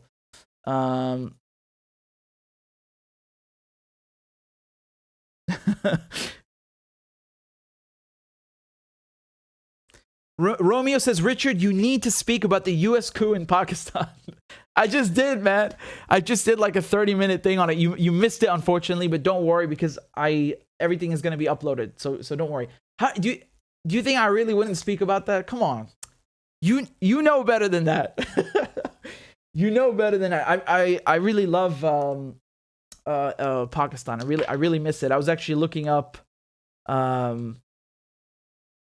like the old, you know, on Google Maps, you can look up addresses, right? I was looking up our old address to see if there were any pictures, that street view.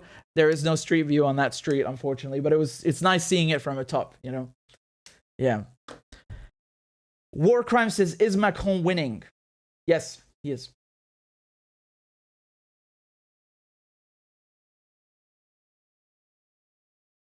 So, guys, let me check if there's anything.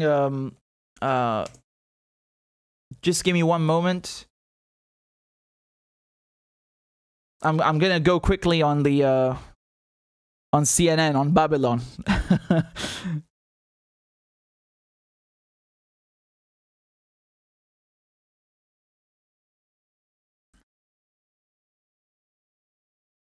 No, there's not. We pretty much covered everything. Honestly, we pretty much covered everything. And I just wanted to say again, thank you to everybody who's sent a donation or who's supporting the show on Patreon.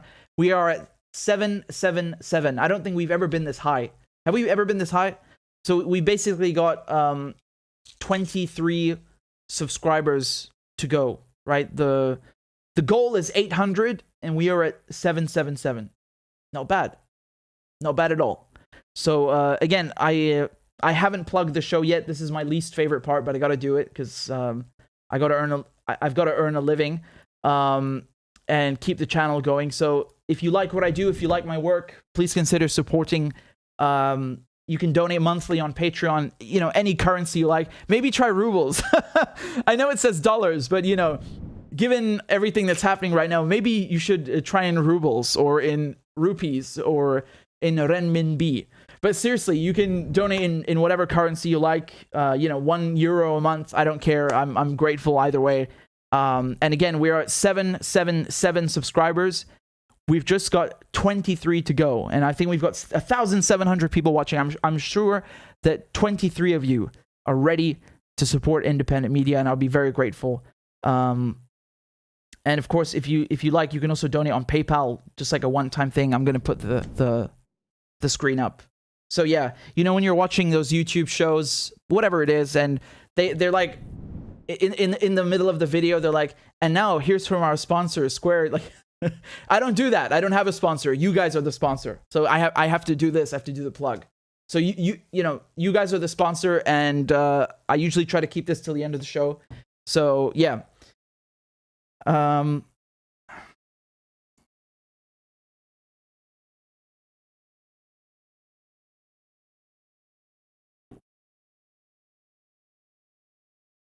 I've tried streaming on Rockfin, but it doesn't work. So I'm sorry that we're just on YouTube for now. But I'm actually curious if it syncs on Odyssey, if it syncs on Rumble, because you guys told me to go on those websites. I did, and all my YouTube videos are uploaded automatically. But I don't know about live streams. Am I streaming right now on those websites? I have no clue.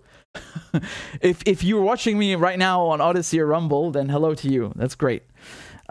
Thank you, Car. Car says, I got you at $7 a month. I might send super chat. So I'm very grateful. Thank you, Car.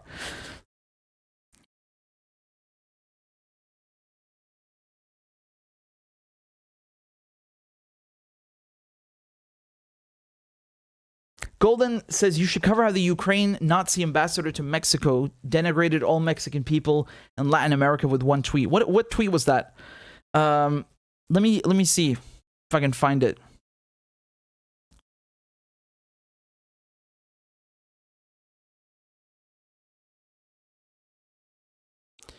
Is this from 24th of March? No, I can't find that. Okay, well, I'll have to look for it later because, when I'm live and I try looking for something, I'm like 5 times slower than I would be if I if I weren't. So we've got a new Patreon. Thank you very much to Anne Marie. I really appreciate it, and I'm gonna play a crab dance for Anne Marie, so everybody show Anne Marie some love. Let's go. Clap for that, you stupid bastard. And Corn Pop was a bad dude, and he ran a bunch of bad boys. Listen, fuckhead, you have fucking crossed the line, claiming I'm the enemy. You got that, you goddamn son of a bitch? I don't don't give a fuck what you think, bitch. Good morning. Sunday morning. Cut that bitch out. Thank you for Iron Dome, which is a technical marvel. والله انتوا كلاب بصراحة يعني. ماشي نشتغل عادي. We lied, we cheated, we stole. China. And you ain't black. There's always the macro and then there's the micro.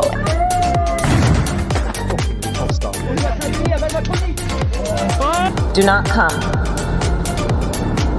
Do not come. I'm gonna come. You talking to me? Ladies and gentlemen, I'll have two number 9s. Number 9 large. we got him. Why you texting? Why? You're getting nervous, man. Calm down. It's okay. Suck my dick and choke on it. I yield my time. Fuck you. Yeah, let's go. Thank you very much. I appreciate that. We are now one subscriber closer to hitting the goal, and I'm actually astonished because my original plan was that once we get to 1,000, and again we're quite close to 800, right? So it's not that far off. But once we get to 1,000, I'm gonna do a poll with you guys, and we're gonna vote. And my question to you will be, I am getting a piñata. What politician should be the piñata? So, we're you know what we're gonna do? We're gonna do a draw. I'm gonna put a bunch of names in a hat, and we're gonna do a draw, and we'll find 4 names, and then we'll do a poll. That's gonna be hilarious. I can't wait for that. That's gonna be really funny.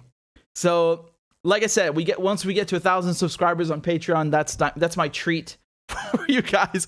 I don't even know where the hell we're gonna hang it. I'm gonna have to hang a piñata in here somehow and get a baseball bat. I don't even have one. Oh man. By the way, I see we've also got Lana and Tristan who signed up on Patreon. Thank you so much. We're now at 780, so we're just 20 people away. I'm gonna play a crab dance for you guys. That's the tradition. Let's go again. Clap for that, you stupid bastard. And Corn Pop was a bad dude. And he ran a bunch of bad boys. Listen, fuckhead, you have fucking crossed the line, claiming I'm the enemy. You got that, you goddamn son of a bitch? I don't give a fuck what you think, bitch. Good morning. Sunday morning. Cut that bitch out. Thank you for Iron Dome, which is a technical marvel. والله انتوا كلاب بصراحة يعني. ماشي نشتغل عادي. We lied, we cheated, we stole. China. And you ain't black. There's always the macro and then there's the micro.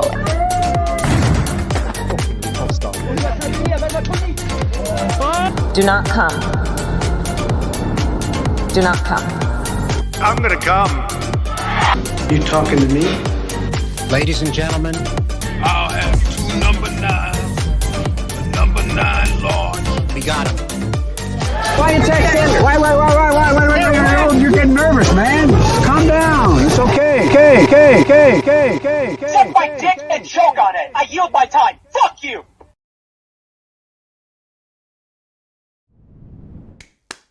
Amazing.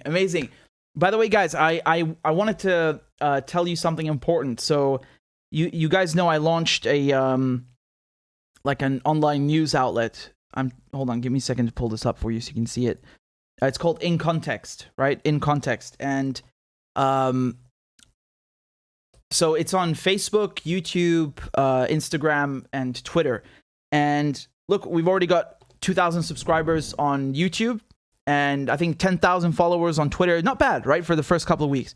And it's basically just posting, news clips every single day, breaking down important issues. We just did one on the French election, for example. Just like a short 2-minute video breaking down that, how the vote went, Macron, Le Pen going off to the next round. So definitely go subscribe on YouTube and on Twitter. And I'll put the links for you in the chat right now. But what I wanted to say also on top of that is if you are... if you're a talented speaker, you want to do videos, in front of the camera where you break down political, economic, social issues in like 2 minutes, like a short video for social media.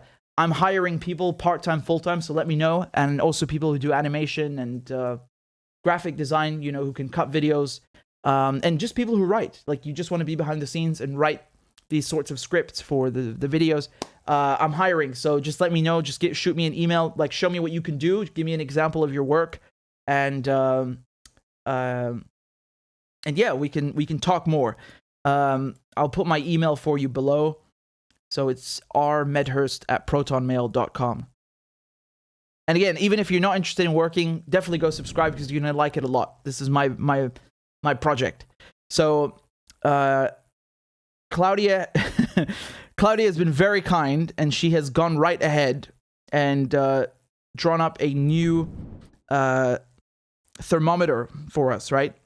So right now, we are at 782 Patreons. So we are basically only 18 subscribers away. I know we've got over 1,600 people watching, so please just need 18 of you guys to subscribe on Patreon to you know, donate monthly and support the work. And we've just got actually Tristan, Francis, and Christina. So we're at 783, right?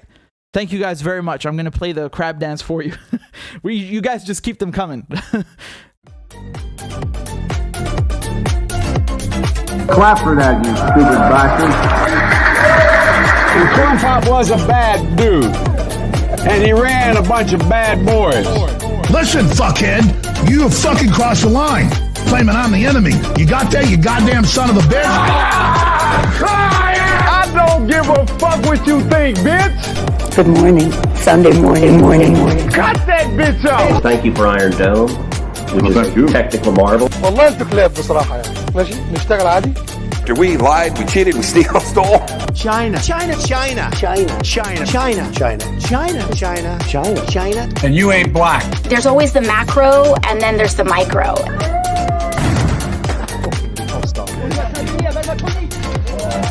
Do not come. Do not come. I'm gonna come. You talking to me?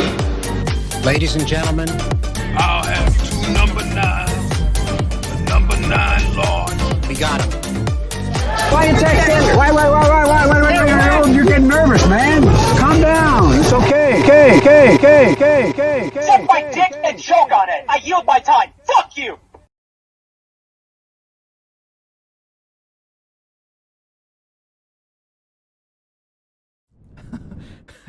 Guys, while the crab dance was playing, we have Benjamin and Veronica who just joined, and I'm playing crab dance in just a second. Thank you so much.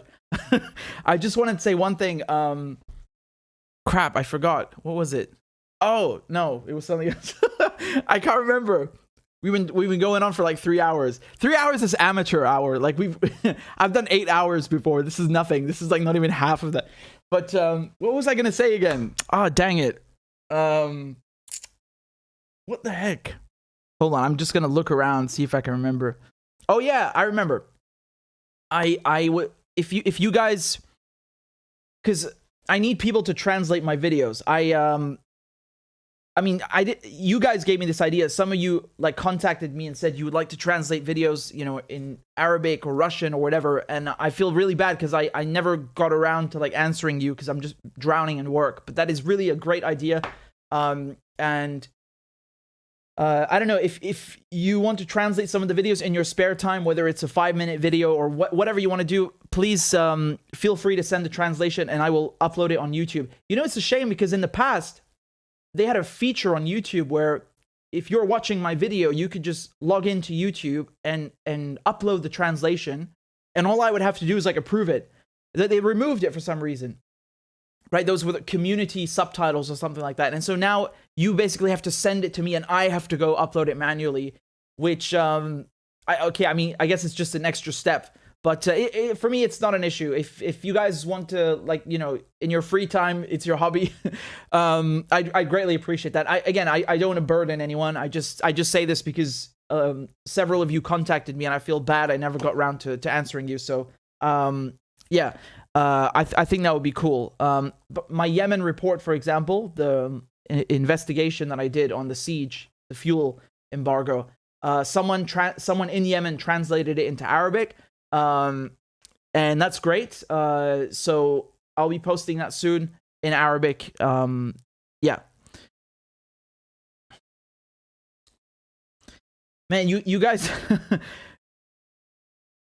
you guys are overwhelming me. So I got to say thank you to Veronica, Benjamin, Kate, and Jacob. Thank you all for subscribing on Patreon. I think we're at 785. Crazy. So we're just 15 subscribers away, and you already know it's coming up. It's Crab Dance. Clap for that, you stupid bastard. And Corn Pop was a bad dude, and he ran a bunch of bad boys. Listen, fuckhead, you have fucking crossed the line, claiming I'm the enemy. You got that, you goddamn son of a bitch? I don't give a fuck what you think, bitch. Good morning. Sunday morning. Cut that bitch out. Thank you for Iron Dome, which is a technical marvel. والله انتوا كلاب بصراحة يعني. ماشي نشتغل عادي. After we lied, we cheated, we stole. China. And you ain't black. There's always the macro and then there's the micro.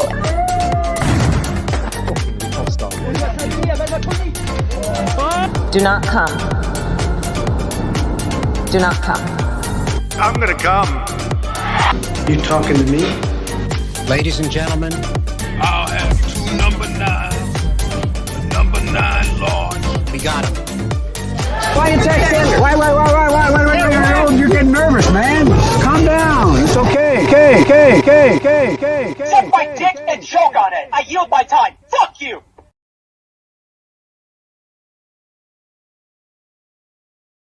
Amazing, absolutely amazing. Thank you guys so much. I'm really grateful. I am clapped out, man. I'm extremely tired. I was working on an episode and barely slept a few hours and had to come on and do the live. So it's good. I'm glad we did this now to cover the election while it's happening in France, but I think we covered everything, right? Are there any other stories that you guys wanted me to touch on? Let me know. Because I think we covered the major ones. So Pakistan, France, and then of course the rocket attack. So in any case, before I go, just remember one thing, guys. First of all, if you're new, subscribe on YouTube, and thank you for coming to the channel. But it's really important that you also subscribe on other platforms like Rumble, Odyssey, Rockfin, Telegram, Substack. All of these are free. They're completely free. The only purpose is to have a backup, because they might do something to my channel. They might censor me, God forbid. So we have to make sure we have a backup. So, just please make sure you sign up on those things, and I'll put the links below. And of course, if you want to support my work, you like my journalism, you like my reporting, you like my commenting, then please consider donating on PayPal or monthly on Patreon. So, we're already at 785 out of 800. That's great. All right, guys, I'm done. I'm done with the plug. And I'm very grateful. And thank you all so much. You're very kind. Everything will be uploaded. I'll keep everything online so you can watch it later. And again, thank you to everybody who tuned in. Thank you to everyone who signed up on Patreon. You're very generous, and you're a great community. 100K, amazing. All right, guys, take care. Ma salama. Bye bye.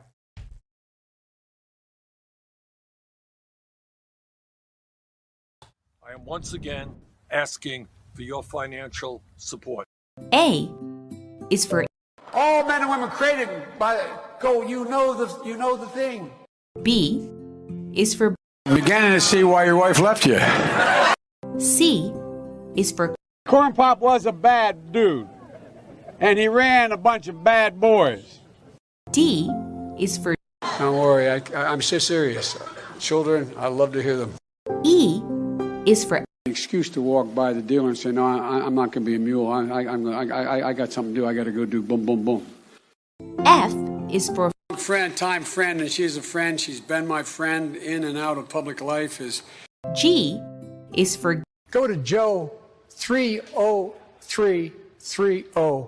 H is for Hairy legs that turn blonde in the sun. And the kids used to come up and reach in the pool and rub my leg down. I is for I'm a Democratic candidate for the United States Senate. J is for Just look at the record. I have President Biden, Vice President Biden. Well, I tell you what, if you look at my record and you still doubt about my commitment, then you should vote for somebody else. K is for Kids jumping on my lap. And I've loved kids jumping on my lap. L is for The lion, dog, face, pony soldier. M is for Make sure the television, make sure you have the record player on at night, the phone. Make sure the kids hear work. N is for NATO. O is for The only African-American woman that ever been elected to the United States Senate. P is for Poor kids are just as bright and just as talented as white kids. R